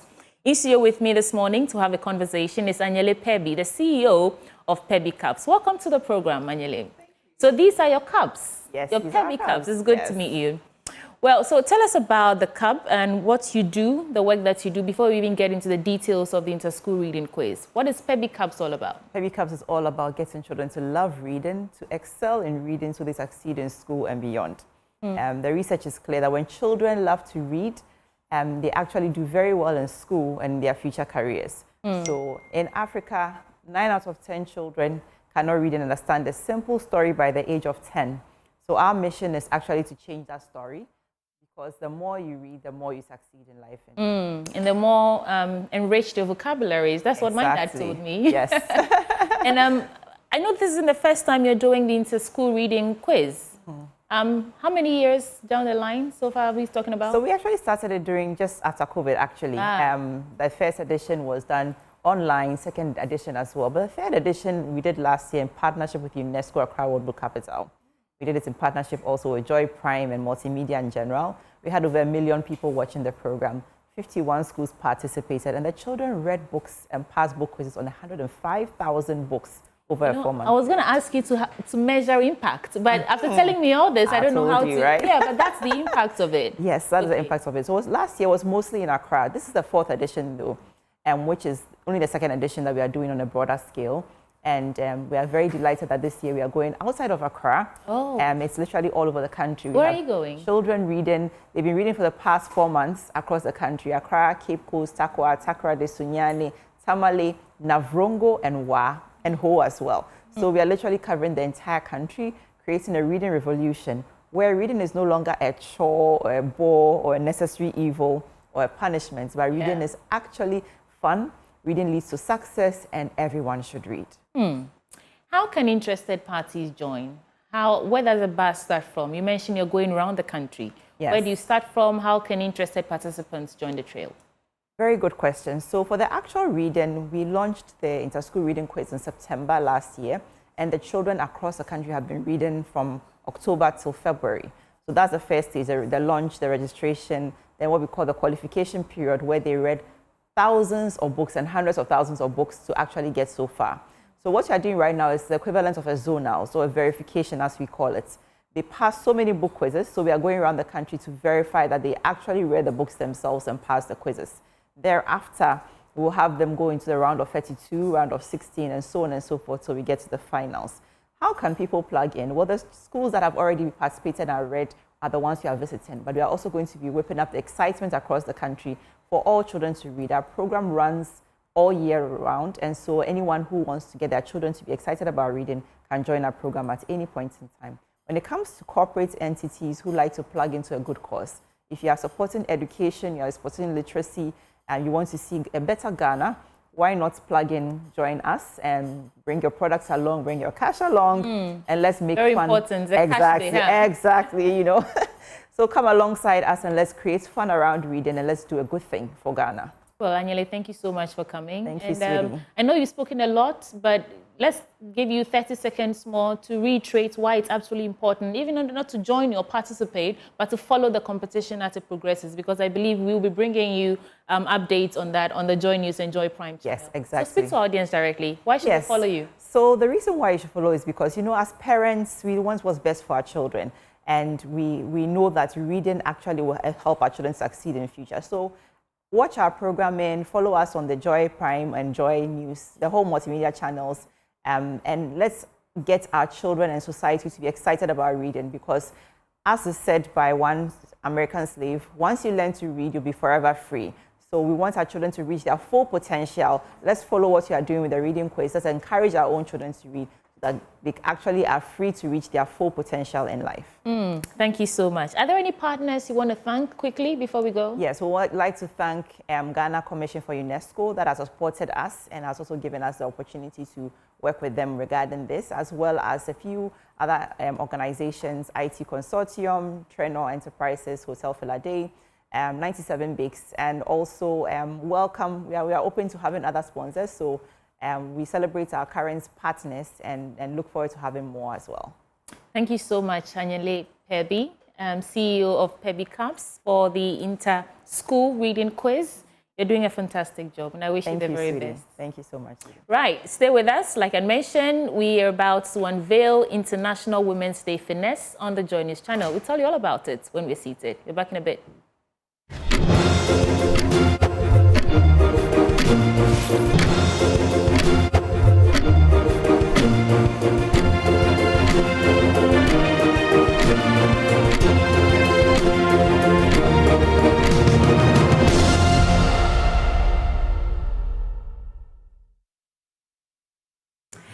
Welcome back on the AM show. It's time now for us to unveil International Women's Day Finesse on the Joy News channel. Now, for the introduction, I don't often script my thoughts, but yesterday before I went to bed, I knew exactly what I wanted to say, so I wrote it down. Here it goes. Before the world told us who we could be, we were just people, full of dreams, ideas, and boundless potential. But the world has its own labels, its expectations, and its ceilings. Today, we remind the world that we were never meant to fit into boxes. We were meant to break them. I remember how I preferred to climb coconut trees with my brother over helping my mom in the kitchen. And she told me that that would not earn me a good husband.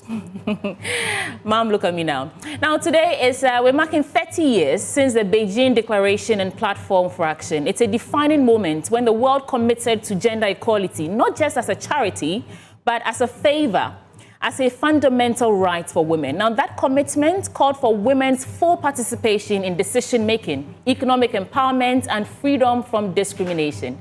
3 decades later, we've made progress, but let's be honest. Too many women still face invisible barriers. Too many young girls still hear, you can't, before they've even tried it. Today, on International Women's Day, or as we mark International Women's Day, we refuse to be defined by limits. Let's celebrate women who dared to defy, who climbed higher, and who spoke louder, and who made space for others. On that note, let me welcome my co-host for this morning on the AM show. We have the affable, ever beautiful Emefa Akosi-Adeti. Hi, Emefa. Hello, sweetie. How are you doing? Very well, thank you. And happy International Women's Day to you. Happy International Women's Day to our viewers. And right beside Emefa, we have Sarah Mensah. Hi, Sarah. Hi, sweetie. Happy International Women's Day to you. Many happy returns, darling. You look so beautiful this morning. Thank you. And of course, Mamiesi Nyameche Thompson. Hello, Hi, everyone. I'm glad to be here this morning. Happy International Women's Day to all of you. Thank you. So the purpose of this conversation is to highlight the significance of this day, the theme that we are celebrating around, and what it means to us. So, Mamiesi will get us started. Indeed, we'll get started. MFA will take us through the theme of the year, the celebration that we're having. But really, I get this question all the time, and I think we should put it to all of us to answer. Who are we as women journalists? Now, start with you, MFA. Let's hear from you. Well, before we go to the theme, I like to identify as a woman who is a horsepower that provides a lot more energy to younger women, even older women, who can draw from me. And so I must draw from a deeper world to be able to also provide for people who do not have the opportunity to draw from that particular world. And that's not what we're looking for as women. We want that every woman is able to dip their hands into that one well, which not just one person is able to access. So there's accessibility for all of us. And this, before I go to all of you, will fit in this year's theme for the International Women's Day 2025 that says that for all women and girls, rights, equality, and empowerment. Sweetie, I'll come to you. Since you're, channeling all of us, our energies, let me come to Sarah. She's quite young in the industry and venturing into journalism. How has it been for you so far? It's been a wonderful experience and also a lot of challenges, as a woman. Let me start from, some of the challenges as a women face. Women are such a wonderful personality because we are able to do a lot of things at a time. We multitasking. So let's say a mother is supposed to go to work every morning, but at the same time has to take care of the children at home, doing house chores, making sure that the man is okay, the children are okay, taking them to school, making sure they've eaten. So we do a lot of things. I think women should be noticed this year. Indeed. Right. And drawing from what Sarah just said, we're multitaskers. And also being journalist as a woman is not easy. In fact, it's been one of the, challenging careers for women because the career is very demanding. Me, for instance, will have to come to work as early as 5 a.m. And sometimes I leave here late. From there, I go to school, then the routine continues. And if you have husband and children at home, you also to ensure that everybody is well. And these days, you're partnering with your husband or your partner. It still puts a toll on the woman. But these days, I think that women are really trying. They're doing well to multitask, put everything together, and still stand up as confident women or women journalists as we are, bringing to the fore all the, questions and then, asking the right questions, putting government on the accountability, how do you call it? Platforms and all that to get them to be there. So women are really, really trying. MFA. Wait, we have a big question though. But before you go, I think we haven't heard from Sweetie. Because Sweetie is trying to dodge from this question. I'm enjoying listening to you. What Sweetie did was just to assemble us here and then get a moment to take a moment for herself. Yes. Okay, so now beyond, Sweetie mentioned the Beijing Declaration and it's the 30th anniversary. which was supposed to be a blueprint to which we achieve this women empowerment goal. There have been challenges. Indeed. Because no longer you realize that we're women, but we are not the same. And so the question really is, are we seeking equality or equity? You know, because within even the levels of women would be that woman A has special and peculiar needs to achieve a certain goal, and the woman B would have special and peculiar needs to achieve a certain goal. And so in providing equity for every woman, then we climb up to achieving equality, which is a genuine challenge, and I can understand. But do we have the tools to achieve that equity for nearly all women so that we're on our journey to achieving equality if we can? But, ma'am host. You guys are so lovely. The question about who we are as women journalists. Journalism started for me as one of those crazy ideas I get. I'd like to think that, I like to call myself a dreamer. You know, I'm a dreamer. I dream, I want to do this, and then, okay, how do I do it? I set about to look for the tools, the education, and then I go on and do it. And I think I'm as tenacious as they come. You can't break my spirit. So for me, journalism, because I realized that I became interested in the politics, the development, democracy, and how we practice this as a nation. And how can I also participate in that? How can I also use my voice to hold our leaders to account? That's why I ventured into journalism. Now, having been in here for a while, I mean, even if I were to limit to Joy News, I've been here a little over a year. And I can tell that the work we do around the clock, trying to bring you news stories, trying to let you know, exposing our leaders and some, controversies and all that, it takes a toll on us that we don't really talk about. It does. There are moments that I just put my phone off and take a break because I just cannot consume any more media. I cannot consume any more news because it's so negative. Yeah. Often I'll say on the AM show that I wake up looking forward to discussing positive stories, saying something about how we are making progress, but it's always constantly, the negative reports and things that aren't going well, and we are lamenting about it. I think today, as women who are working round the clock to actually bring these stories, these exposés, progress on updates on our, our development trajectory to the public, I think this day is as important to us as women journalists as it is to every woman in every other sector. Yes. Because at the end of the day, we are the forefront. Exactly. You know the things happening in the country because we go out there to bring you those stories. So that's what it means to be as a woman journalist. It's very important. Well, drawing on the theme, it's been 30 years today. One that tomorrow, Beijing, actually. Just to be clear, exactly. It's tomorrow, except it came quick and early for us. But we're actually celebrating it a day ahead. Yeah. I think we've made so much progress. I mean, not belaboring the point, but our first ever vice president is a woman.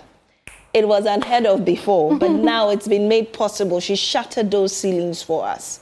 Now, beyond that, there's some form of, we've even achieved the level of, I would say, equality or even equity in education. These days, the women, the girls or the students, the female students, far outnumber the guys in the classrooms these days. When you go to the classroom, the females are more than half of the number in the classroom, which I think it's a very good thing that we've done. And there's some statistics here from the UN. It says that for legal protection before 1995, only 12 countries had legal sanctions against domestic violence. Today, there are about 1,583 legislative measures in place across 193 countries. And that's some progress. Access to services. The Beijing Platform for Action demanded essential services like shelters, legal aid, those, counseling, healthcare for survivors of violence, and it's close. I mean, in Ghana, you can mention so many. There've been those those who've been propagating that for women. It's so much. And our very I won't say our very first lady, Nana Kunedo Ajiman Rawlings, you remember, she was at this Beijing conference, and she, pioneered some of the women groups that we've had in this country, the 31st December Women's Movement and the rest that have, changed that, status quo against women. Now, many women are vociferous in pushing the agendas of women. And so I think for Ghana, we've really gone ahead in that regard. And I think that more can be done as well. Okay. You know, and empowering more women to take competitive roles, right. You know, especially in politics, in the boardrooms. They shouldn't just look down on the women and think, oh, or pitch women against each other. We're one. I like that point, Mama. Yes. And just to, before MFA comes in. Maybe Sarah. Sarah, you want to say something? Yeah, I think right after that. To achieve all this, we need, our young girls need to be empowered. So the women up there who are fortunate enough to have big opportunities, their voices are out there, they have, what's the name? They have influence out there. I think they have to empower the young girls. There are lots of young girls in rural areas who wants to be like us. So what are we doing to help them? We go to communities for community outreach. We need to help them. A woman can pick at least 5 girls, empower them, put them in some training, support them. It could be financially. You can support women to also grow, girls to also grow up to become like you. Right. They are watching us so happy, watching us on TV. Oh, Charlie, I want to be like this lady. What are we doing to help those girls?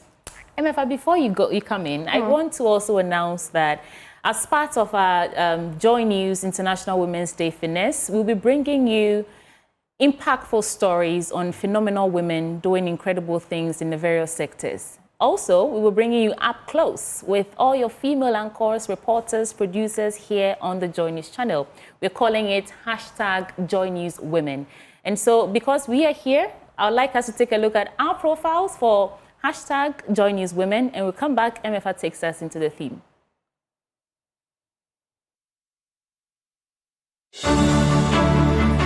Mefa Akosia Adeti is a news anchor, marketing consultant, entrepreneur, and former beauty queen with a strong commitment to maternal health and women's empowerment. She's the founder of Hairs a la Mode, a luxury hair and beauty brand, and the Help Foundation, which focuses on women's health and economic empowerment.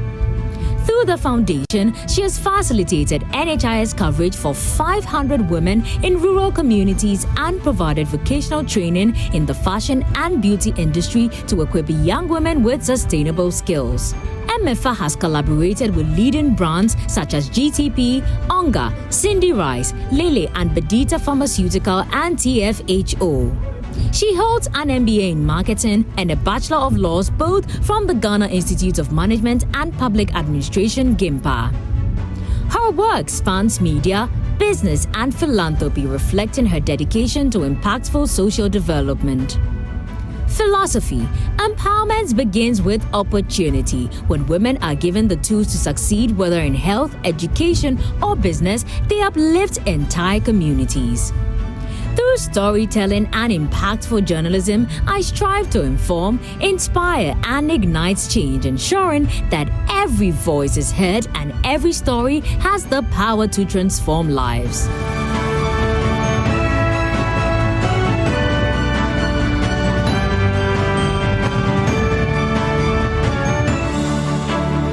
Sweetie Abochi is a force in Ghanaian media, known for her sharp insights, fearless journalism, and unwavering commitment to impactful storytelling. As the host of Women Power Politics on Joy News and the co-host of the AM show, she leads bold discussions on politics, governance, economics, and national issues, bringing clarity and depth to every conversation.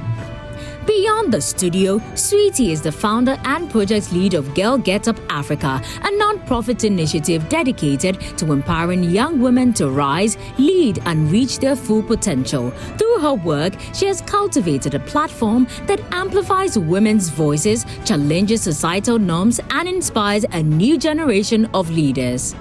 Her achievements speak volumes. Recognized as Broadcaster of the Year at 40 Under 40 Awards 2024 and nominated for Journalist of the Year Women's Choice Awards, she continues to break barriers, redefine narratives, and shape conversations that matter. For Sweetie, journalism is more than a career. It is a mission to inform, empower, empower and transform lives. As we celebrate International Women's Day 2025, she stands as a testament to the power of voice, vision, and resilience. Here's to every woman using her platform to challenge the status quo and create lasting change.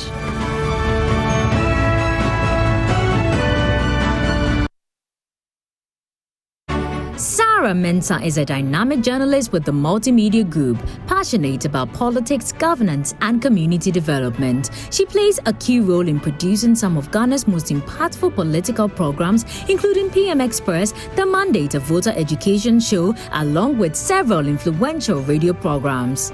Through her work, she contributes to shaping national conversations and providing insightful political analysis. Beyond journalism, Sarah is also an entrepreneur and philanthropist. She's the founder of City Code Collection, a unisex boutique in Sakaman that offers a diverse range of fashion accessories, reflecting her keen eye for style and business acumen. Her passion for social impact led her to establish the SM Cares Foundation, a charity dedicated to supporting orphans and vulnerable children, ensuring they have access to essential resources and opportunities for a better future. As we celebrate International Women's Day 2025, Sarah stands as a testament to resilience, purpose, and impact. She continues to break barriers in journalism, business, and philanthropy, proving that women can excel in multiple fields while making a lasting difference in their communities. Here's to every woman shaping a better future.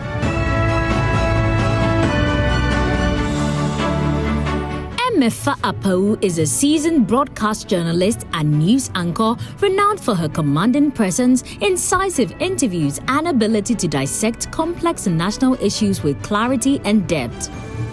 As a leading voice in Ghanaian media, she brings courage, intellect, and authenticity to every platform she graces, earning her a reputation as one of the most trusted journalists in the country. With years of experience in radio and television broadcasting, Mefa has covered major political, social, and economic events, shaping national conversations and holding power to account. Whether she's anchoring the news, moderating high-stakes discussions, or engaging audiences on pressing societal issues, her work is driven by a deep commitment to truth, fairness, and public interest journalism. Beyond the newsroom, Mefa is a mentor, advocate, and role model for aspiring journalists, particularly women looking to make their mark in the media industry. Her journey is a testament to resilience, dedication, and an unwavering belief in the power of journalism to inform, educate, and drive change.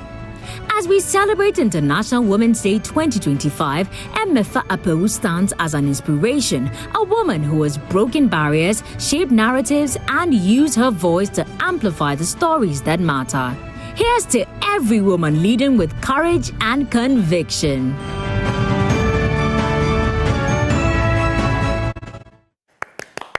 I love that. So this is the first batch of our series, Joy News Women. We want to bring you up close to the women working round the clock every day to ensure that you don't miss anything happening in this country. Right now. Coming up next, MFI Deti takes us to the discussion on the theme for this year. Quickly, we earlier told you that for the theme this year is zeroes in on for all women and girls' rights, equality and empowerment. Now, what does that mean to you only, you women watching us today, so that we're not, taking you out of the conversation? You take a minute to want to think about the theme today and even beyond today and ask yourself, what does the rights, equality and empowerment mean? I'm sure in certain Mamieti that our constitution and our laws in this country would make certain rights grounded for women in this country. But the question is it fulfilling enough? Is it going a long way for us to achieve this particular theme and beyond? What's your take? So I'll start with Article 27 of the Constitution. Clause 1, it says special care shall be accorded to mothers during a reasonable period before and after childbirth, and during those periods, working mothers shall be accorded paid leave. Clause 2 says facilities shall be provided for the care of children below school-going age to enable women who have the traditional care for children realize their full potential. And then the last clause, which is clause 3, says women shall be guaranteed equal rights to training and promotion without any impediments from any person. I think this, encapsulates the theme that we just spoke about. And it's very important that this is in our constitution, which means it's law. That has to be implemented.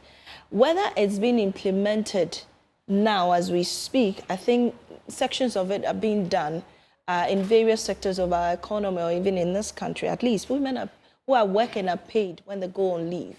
You have about 3 months leave when you are breastfeeding or have newly given birth, and then women should be accorded that platform to be able to empower themselves, going to school, further their education, which I'm very proud of multimedia. They do that. They give you the leeway to go to school, empower yourself, and become better. And when you're better, you provide better.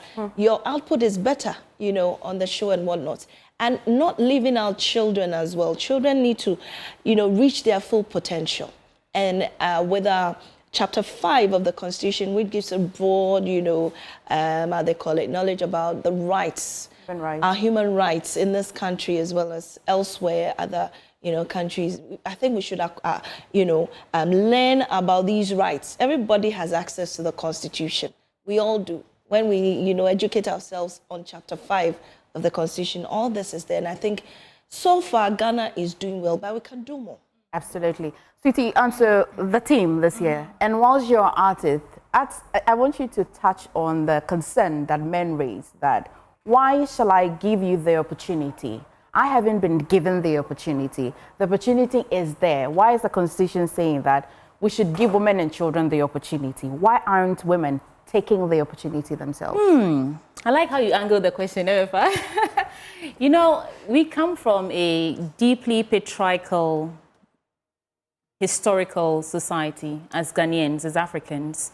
And even if you want to, contrast that with biblical times, women have always had a place. In the same way, our traditional environments create a place for the woman. And so we've made progress. Centuries, decades down the line, women are able to vote, own property. But as we speak, there are women in Afghanistan and some parts of the country who cannot go to nursing school, cannot go to school at all.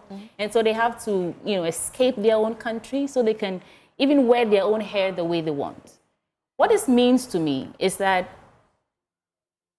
the time it takes to change the narrative, it doesn't happen in a decade or decades or a century, because this is a deeply systemic issue.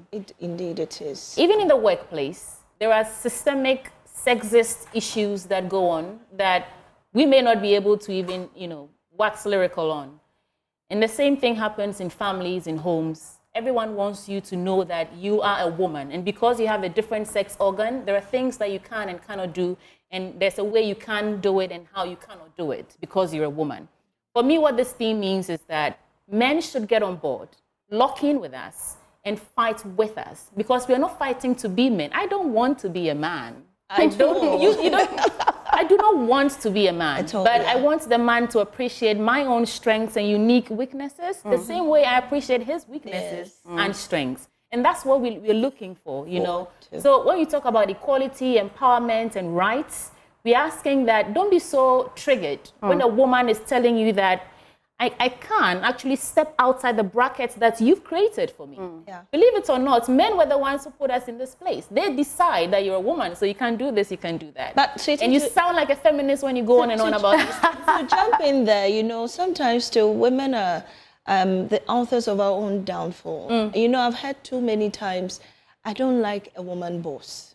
I don't like a woman being the head of affairs because of the way, they go about it. But they laud it. Sarah, would you laud it over them. Would you rather have a woman boss or a male boss? A male boss, always, every day, seriously. Why? Because I've had experiences with women, and it was so bad. At the end, they tend to, I don't know if it's, can I say envy? I'm not too sure. No, I don't think it's that. But I always get enough opportunities when I'm around men. They give you the opportunity to do stuff, but a woman will never do it. Could it be that because generally women think that opportunities are quite limited, and so when they have it, why should they be sharing? I'll go back to again what Mamiesi said about laws. Again, our laws are quite masculine. In fact, in the criminal laws in this country, did you know that a judge, a Supreme Court judge, defined rape in a different way and said that brushing does not amount to rape? It doesn't. Actually, penetration. Penetration is rape. And you ask the question, how is somebody defining how I feel about a certain action? In fact, extreme provocation, when a man is provocated because, for example, they chanced on their wife being taken by another man, they can plead a defense in that form of extreme provocation. And so our laws really puts us in a way that is a bit masculine. And so from that starting point, when a woman gets a small opportunity, they think that the opportunity is small. We can't limit this conversation to just the four of us. Of course, no. We have many women here. The Joy News women are here with us in the studio, and they have to join us for this conversation. MFA, let's welcome Jackie. We have Jennifer joining us. Mama V coming in. Hannah coming in. Yes, thank you I'm so certain much. that by this time there's a blood D'Souza watching us from the newsroom, preparing a bulletin. There's MFA watching us. Unfortunately, she's also watching. Doreen and Dor, Faustine and Dor. Right. Ladies, welcome. So MFA was just giving us an angle on why it's important that we emphasize the need for equality, rights, and empowerment. And we're discussing how that resonates with each one of us. MFA. Well, so Jackie, what's Jackie? We'll pick up from where Sarah said, because it is a big elephant in the room that women don't like to talk about. I think Hannah will be, before we come to Jackie. Go, Hannah. Why do you want to? I really want to hear from Hannah. Exactly what you want to hear. Hannah, would you like to work with a male boss or a female boss? Let's simplify the question. I don't really mind. Oh, nice. I don't. Okay, depends I can work on that. Yeah, but you know, multimedia has very great women bosses. Exactly. We do. MFA Power for one. I love her so much, and she knows wherever she is. Just get the job done. I know, right? You need to get the job done. Ensure that, and we have fantastic bosses. Kojo and forgive me, Kweku Owusu Pepra, Evans Mensah, Fred Smith, Fifi Kumsin, all of them, they do so well to push women. As for multimedia, I mean, I give it to multimedia any day. But Jackie, what do you think?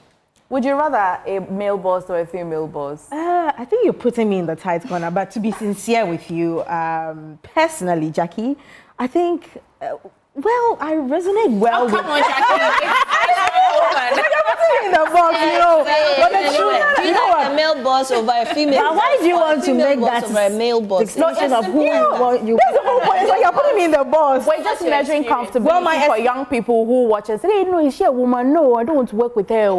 We're just trying to understand it. Is it just a facade or is it real? I think when it comes to women bosses, they have a way of doing things. It's like they want things done in a certain way, but usually the men might be a bit flexible. But working with female bosses, even though it might be stressful, but the work is done in a very good way. You might not like it, but in the end, I mean, it's perfect. So, Mama, so in terms of Mama, I prefer the men, but the woman, I mean, it's superb whenever the work is being done. Mama V. We have just about 10 minutes before we get to the icing on the cake. But let's Mama V. So I would like to work with a female boss because they have a way of doing things, like things should be done in a certain way. Perfection. And, they are so perfectionist and they make the work so easy. If you know how to handle them, you are good to go. So female bosses every day. Hey. How are we supposed to handle agree with you. The female bosses. You just have to study how they want experience. You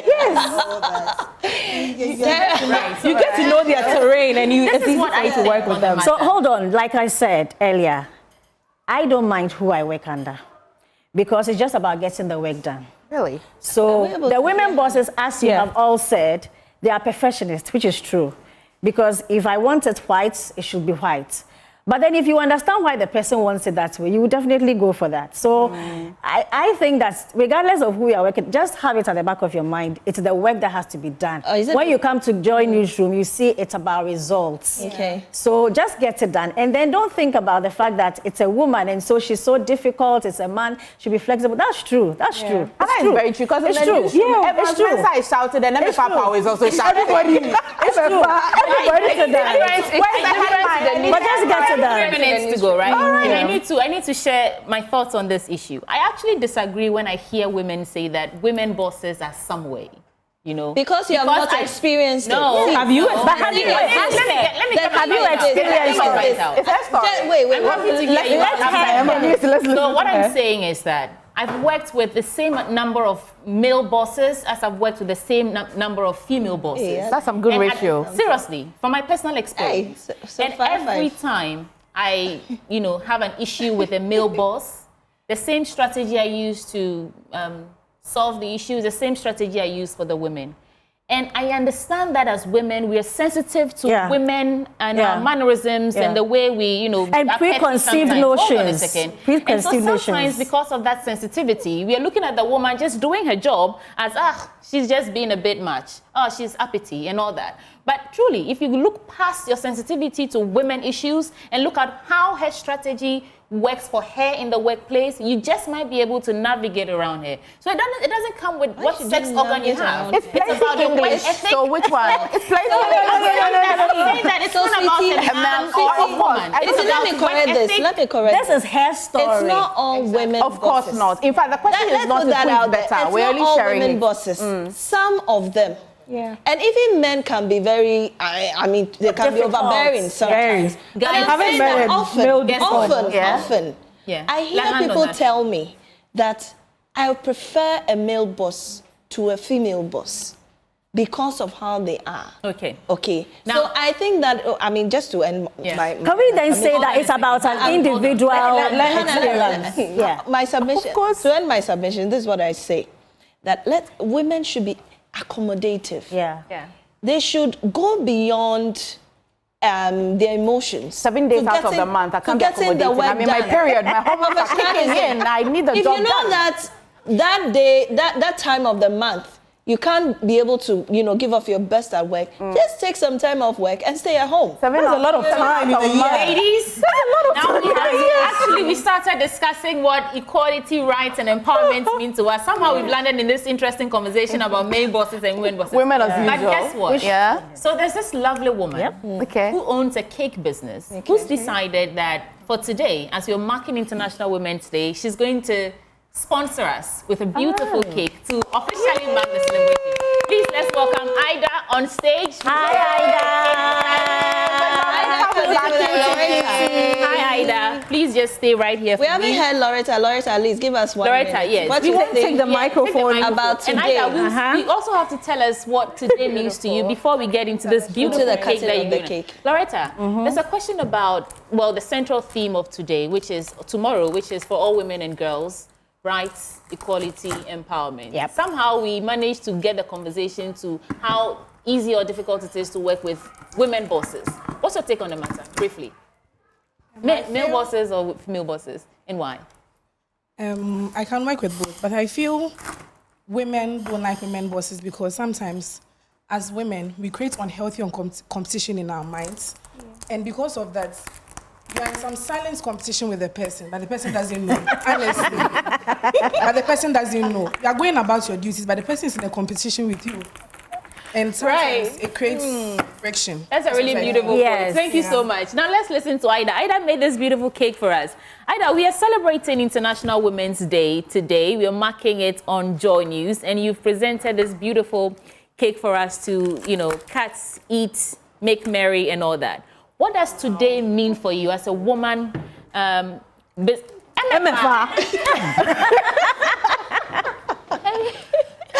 today mean to you as a woman? Please share your thoughts with us briefly. What is the significance of International Women's Day for you as a business owner? Okay, so first,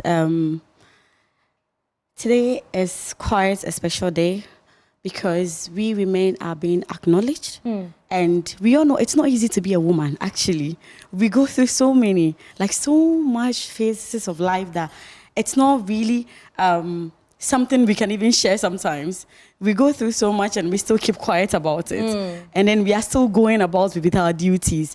And then for us to be women in business, having children, and all that together, sometimes it's a lot. So today means a lot to me. All and right. That's why I decided to bake for today's day. Thank you so much. MFA, stop it. Well, thank you all so much. We'll be getting into the cake. We'll all stand up and cut it in a bit. But I just want to remind you that for the rest of today, be on the lookout for our special features that will be showing across all bulletins. Right after we end the segment, we'll be showing you some of those features, News Desk, JN Today, everywhere. We'll be showing you stories of phenomenal women across all bulletins, and of course our hashtag Joy News Women series, where we'll be highlighting who the women are working around the clock every day to bring you those powerful stories on Joy News.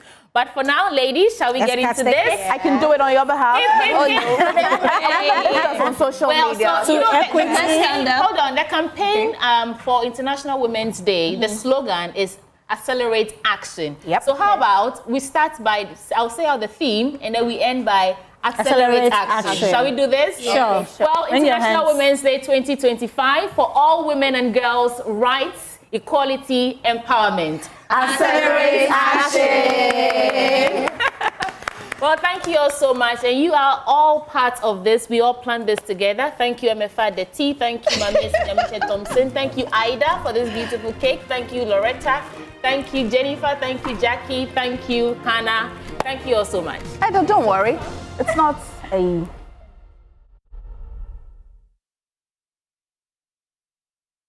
Alrighty, you're still watching the AM show, but listen, it's now time for E-Corner, and I know you miss me. I miss you too. It's a Friday, and I get to be on your screen one more time, bringing you what you know best, what you enjoy best, which is what? The hottest entertainment stories. Stories that made huge headlines throughout the week.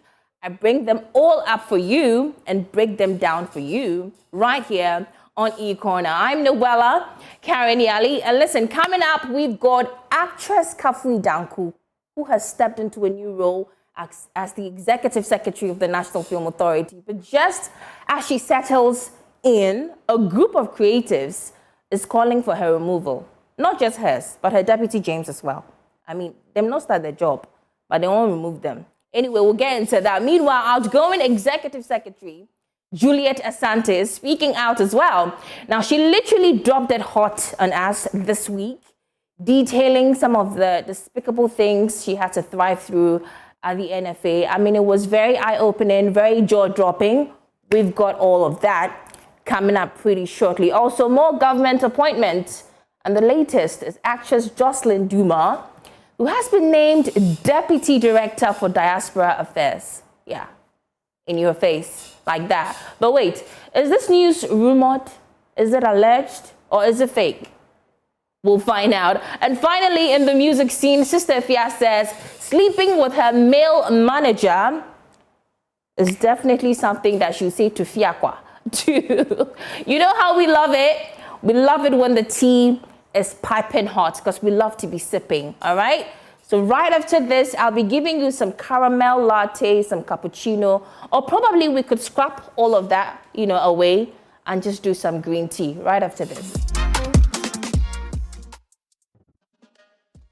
All right, so you're welcome back. It's E-Corner right here on Joy News on the AM show with me, Noella Karen-Yali. Now, before we get into the details of our story, listen, tomorrow is International Women's Day, okay? But I'm not going to be on your screens. And so today, I want to take a moment to celebrate the resilience, the strength, and brilliance of women everywhere. I mean, our journeys are not always smooth. I mean, some days we conquer, some days we question if we even have the strength to keep going. But through it all, like a phoenix, what do? We rise. And as women, we navigate spaces that challenge us, yet we show up, we create, we lead, and we inspire. Now, we fight to also be seen, be heard, be valued, not just for what we do, but for who we are. And we know what we do best. We actually juggle responsibilities as well. We chase dreams.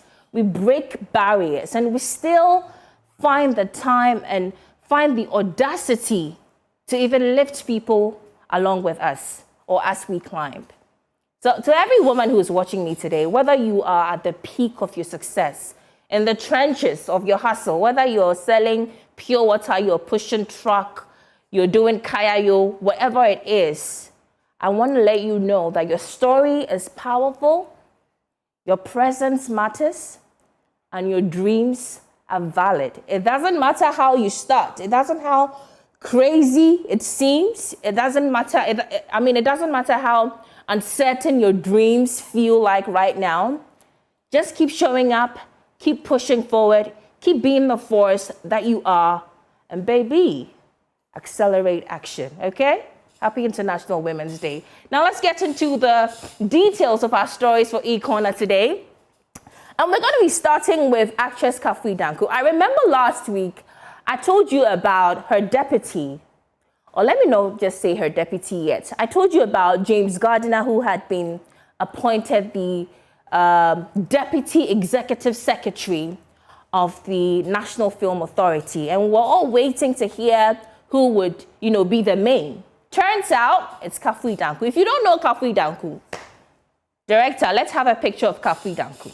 And then I'll tell you why she deserves this appointment. Maybe it's your first time, hearing about Kafui Danku. You've never heard the name before. You don't know what she does. Well, Kafui Danku picture is a Ghanaian filmmaker. She's an author, an entrepreneur with a strong record in creative arts, tourism, and economic development.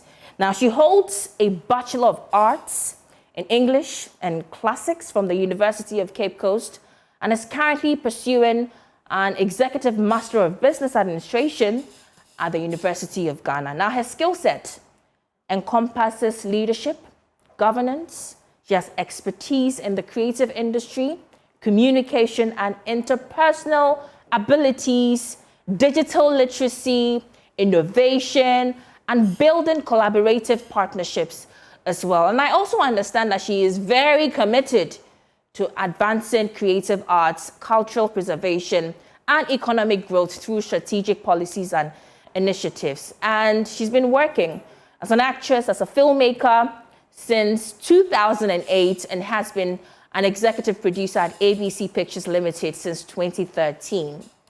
And she's also worked with the UNHCR as a repatriation assistant. So we wish her all the best, okay? I have faith in her because, anybody can do something with an opportunity, okay? But unfortunately, some people do not wish her and her deputy, James, same, because a group of arts stakeholders calling itself Association of Ghanaian Creatives have petitioned President Mahama to actually revoke the appointment of Kafui Danku and James Gardiner. So we're going to have a picture of that petition, just for the record. So if we can have that on the screens, director, I would love that. Now, according to them, or this group, Kafui and James lack the competence, okay, to handle those positions. Now, to quote them verbatim, let me read exactly what they said in the petition. So they say, we, the undersigned members of the Association of Ghanaian Creatives, urge the government to appoint qualified visionary leadership at the NFA. Now, the institution must be helmed by a technocrat, okay, key word here, with deep industry knowledge, supported by a board of experienced creative professionals who can steer the sector towards revitalization and global competitiveness. They don't end there, okay? They further indicate that neither Kafui Danku nor James Gardiner possess the industry experience or expertise required to lead such a vital institution. Their backgrounds limited to low budget production and social media branding fall woefully short of the strategic vision needed to navigate Ghana's film sector towards growth. That's quite a petition, if you ask me. So let's move away a little bit from that, but still stay on the NFA because there's a lot happening in the NFA. Let's talk about Juliet Asante. If you don't know Juliet Asante, director, let's do the viewers an honor. Good. So that's Juliet Asante. She is the outgoing NFA, executive secretary. And when I say NFA, that's the National Film Authority. Now, this week, she dropped a bombshell on us on social media in what can be described as, if you like, her end of service reflection on Facebook, she detailed how she took on the role with no office, no budget, and no guidance on how to build a new government agency. Now, to summarize everything, she details the intense opposition she faced from an unwelcoming board that actually blocked initiatives that she introduced onto the board. She also, they also resorted to attacking her online and offline verbally. She went on to also talk about how she went 2 years without a salary while handling personal struggles like, her mother's illness. She also highlighted the harsh realities of working in a male-dominated space, recalling a disturbing encounter where she was physically forced into an embrace. I said, if I'm going to, okay, we're in Ghana, man, so let me speak in Tree, all right? Because I want to understand majority of us are Ghanaians. Remember forcing is two. Now two so by force. If you don't understand Tree, ask somebody else to do the translation for you. But we're in Ghana month, okay? But basically, she also touches on the disappointment of being undermined by fellow women, which is actually sad, and how people carried grudges against her without even knowing why. And then finally, she also had to offer an advice to her successor, which is actress Kafui Danku, whom some people are even petitioning to, revoke her appointment. But anyway, she called for proper resources like an office and a car.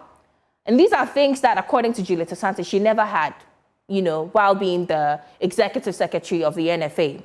And she points also the lack of respect in the transition process, saying she was never officially informed of her dismissal. So that was Juliet Asante this week. But as expected, she can't make those kind of claims and nobody will talk about it, especially when she mentioned board members. And so one member of the board, Socrates Safu, he's a filmmaker. You probably know him for a very controversial film title called Hot Fork. F-O-R-K. Okay? Yeah, that's the title of the film. So Socrates responded to her, quote and unquote, reflection or allegation or whatever, and actually accused her of diverting some funds meant for the authority. I do not want to speak for Socrates. So let's hear from the horse's own mouth. Instances are money. I'm surprised she didn't put those things in her presentation. There are monies that have come to the NFA. I know there are monies. Maybe from, MasterCard support. And in Myanmar, I think about 700,000 or so. That the board are not even aware. Hey. Yes, cedis. 700,000 Ghana cedis? Yeah. NFA? Yeah. To Auntie Juliet? Yes. Are you saying this on record? That the board will tell you, say, we are not aware. I was surprised if the board is not aware. That, because government events. If you are a board member, no way. You are a board member. Normally, board may discuss even if it's even. No. Yes. Okay. No, you mean the board didn't know about the money? Because all these things were coming up, and you are expecting the board. If you are a board member, you sit there and you realize it. Won't you ask questions?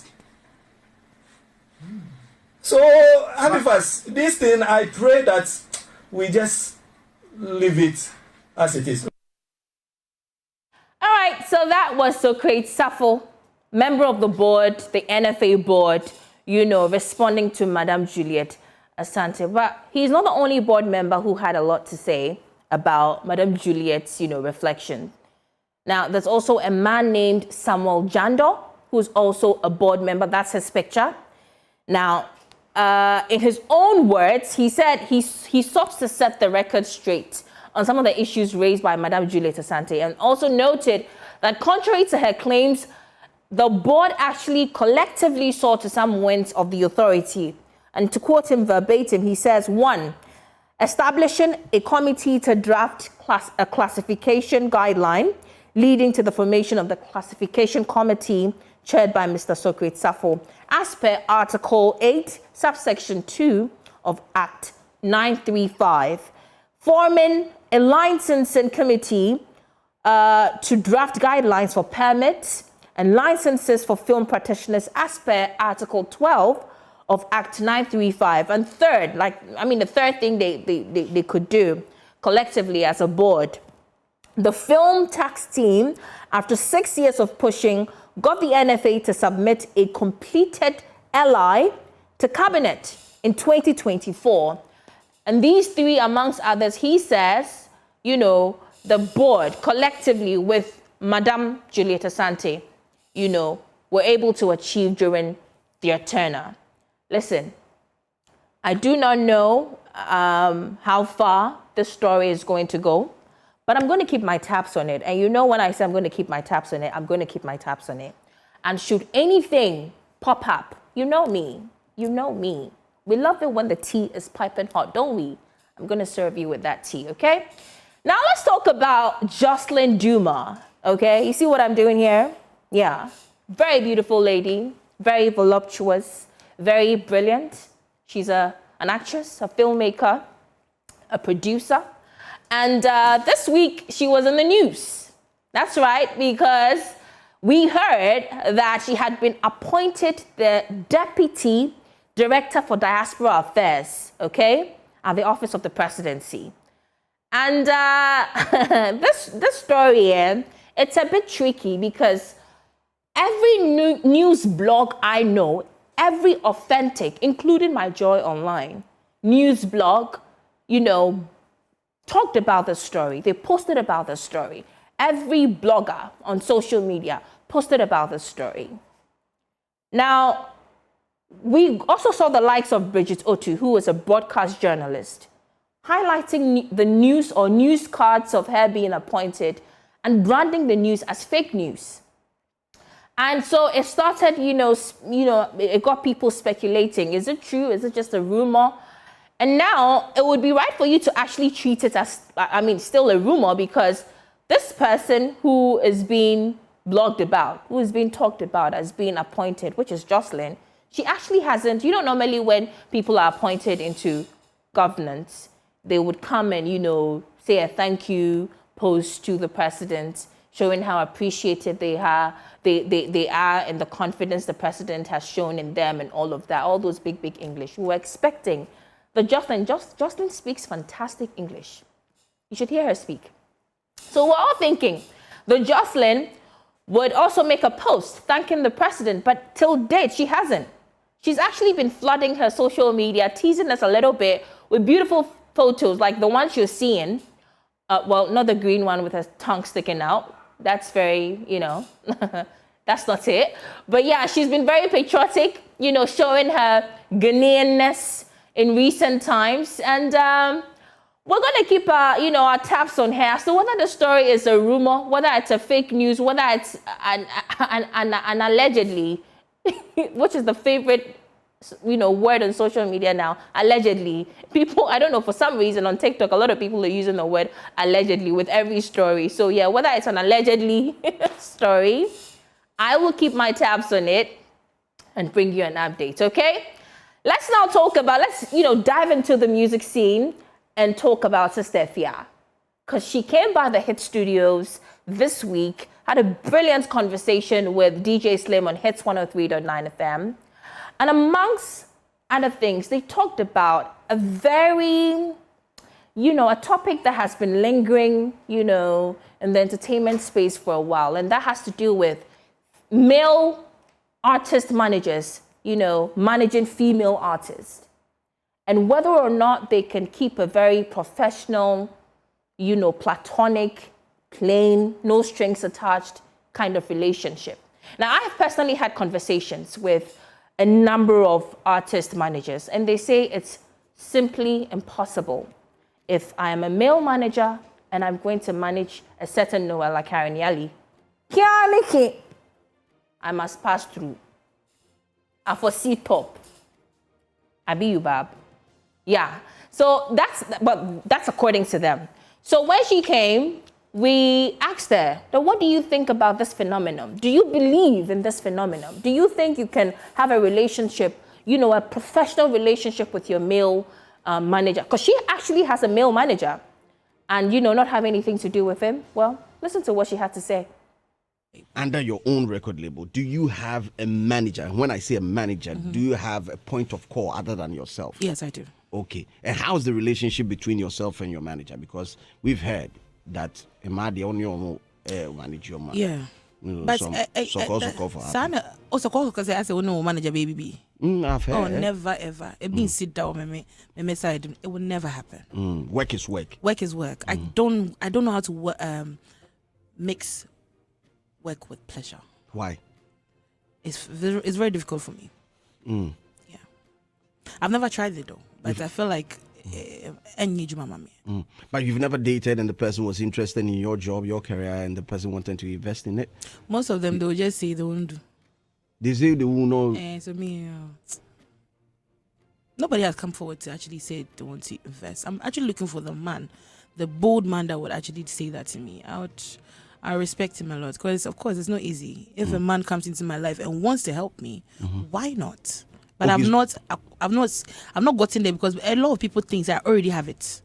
That's the mentality. You look like it. Yes, people always think I already have it. But someone names me here, You look like you're comfortable. All right, so that was Sister Ifya, but she didn't, that's not the only thing she had to say. She had a lot to say about women musicians supporting each other in the industry. Now, this has been a big thing. We keep talking about this, that, we don't have a lot of, women musicians in the industry. And even the few that exist do not support each other. And so we thought it wise to also have that conversation with her. And she said, you know what, she's done supporting female artists, including male artists who do not support her. Because what has happened is that in times past, she has supported women. She has supported artists, be it their shows, be it their music releases, be it whatever.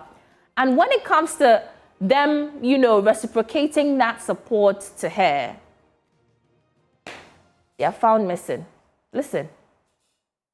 You have to talk about it, and I feel like it's time for me to talk about these things. Do you get support from other female artists in the industry? I don't. I don't get support anywhere. I mean, it's the job is for you and yourself. Like, don't expect anybody to support you. The female fraternity, you don't get any form of support. I mean, maybe collaboration or insight, small. I don't get any support. Wow. I don't know. Everything is me. Are there artists that you thought at least these people should, give me some form of support? Maybe because of the level of experience that you feel they have, or... Yeah. I stated that not long ago, saying that people were not showing me that support, but that people got me wrong. I was not saying the whole people. I mean the whole colleague. It's some people and I'm feeling say no, you could say be a slow me fee, me no it's re bon come me share me ideas, also share me there. Na my releasing you no one post na I made e be me, but say obi am ni no problem. So who are these people that you thought or you felt that at least they inside? They know themselves. I just don't want to just mention their names so that. Oh, okay. Right now, no, Matthias, like I don't have time for Matthias. Right now, no, they. Who hear me be? What's my say? The baby na make one so. But for now, no, Obianya na there. Don't ever do shows and call me. Bam. Don't call me to your shows because I'm never coming. Very pissed off. I mean, she has reason to feel pissed, especially when you have offered support and you don't get it in return. But anyways, this is where we actually draw the curtains on E-Corner today. Of course, like I always indulge you to, please let's keep the conversations going. My DMs are open, okay? I don't bite. Just send me a DM. Tell me what you want to see on the television. Tell me what you think about the stories, and I'll be glad to engage you in a conversation. So until next Friday when I see you, like I say all the time, well, because we're celebrating women today and tomorrow and whenever till infinity, stay feminine, stay glowing, and baby, you know.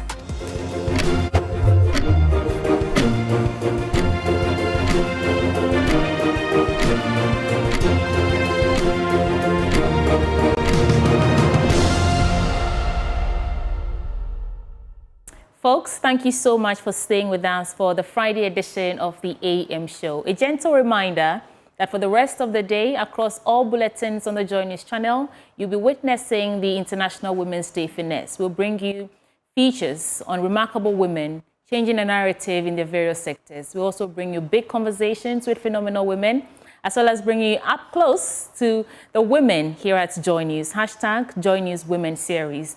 Also be on the lookout for what the men are wearing and what they will be saying in solidarity for International Women's Day. My name is Sweetie Abochi, and I did this with Benjamin Akakpo. But as we wrap up, I want to leave you with what's coming up next, which is Ghana Grows Changing Narratives, brought to you by MasterCard Foundation in collaboration with Springboard Roadshow Foundation. Enjoy.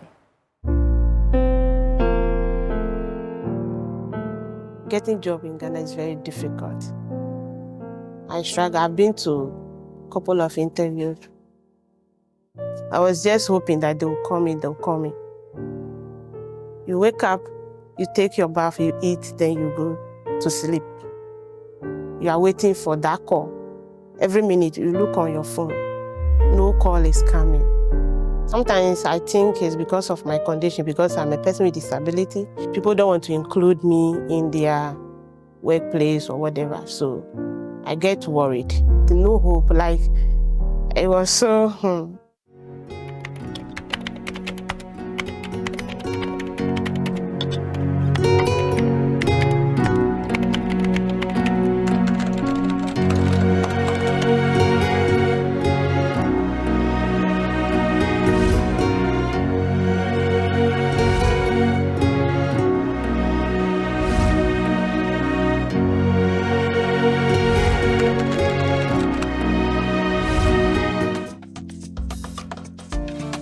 I just advise myself to go back to my roots and start doing what my parents taught me. I'm into cassava farming and also Gary processing. I've been doing this business for 7 years now. I started with my own farm. I have employees, 2 males and 2 females, and 1 person with disability. Gary is on high demand. You cannot process Gary and it will be with you in the house. The more you are processing it, people are there buying it immediately. Gary is fine. My customer dada. Me 4 years I cannot wait till my cassava is ready to be harvested before I start processing. So I buy from other farmers to process my Garis. The image of the community has been propagated through her. They got to know that there is a village also called Chawla because of the business she's doing. So it's an advantage. I would advise the youth to go into it. Someone said there is money in the bush, and it is true. When you get hardworking people around you, you will not lose. Oh, my benefit baby. Ghana Grows Project is a good initiative. It's good to have something doing with your hand. You don't always have to rely on people for surviving. I'm so happy that she's still alive and kicking. And I know for sure that as time goes on, since people have started buying her products outside, more will come. From the foreign country, they will come and buy from this community. Ali doima mi divene ga ejimo. Ejimo ga dalepo. Doi ga huavanye nuga. Also chini Gary mani ye de na nkofoton. Ongo susa mani sesa ne sam. Ongo susa nanchi. Ne business so ebe kosu. If I can do it, you can also do it. My name is Christine Decato, a person with disability and Gary processor. Ghana Grows Hope Day.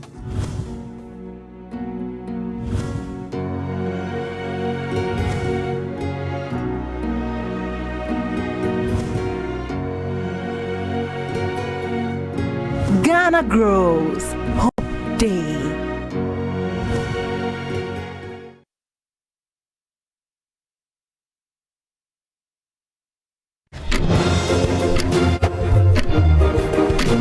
you.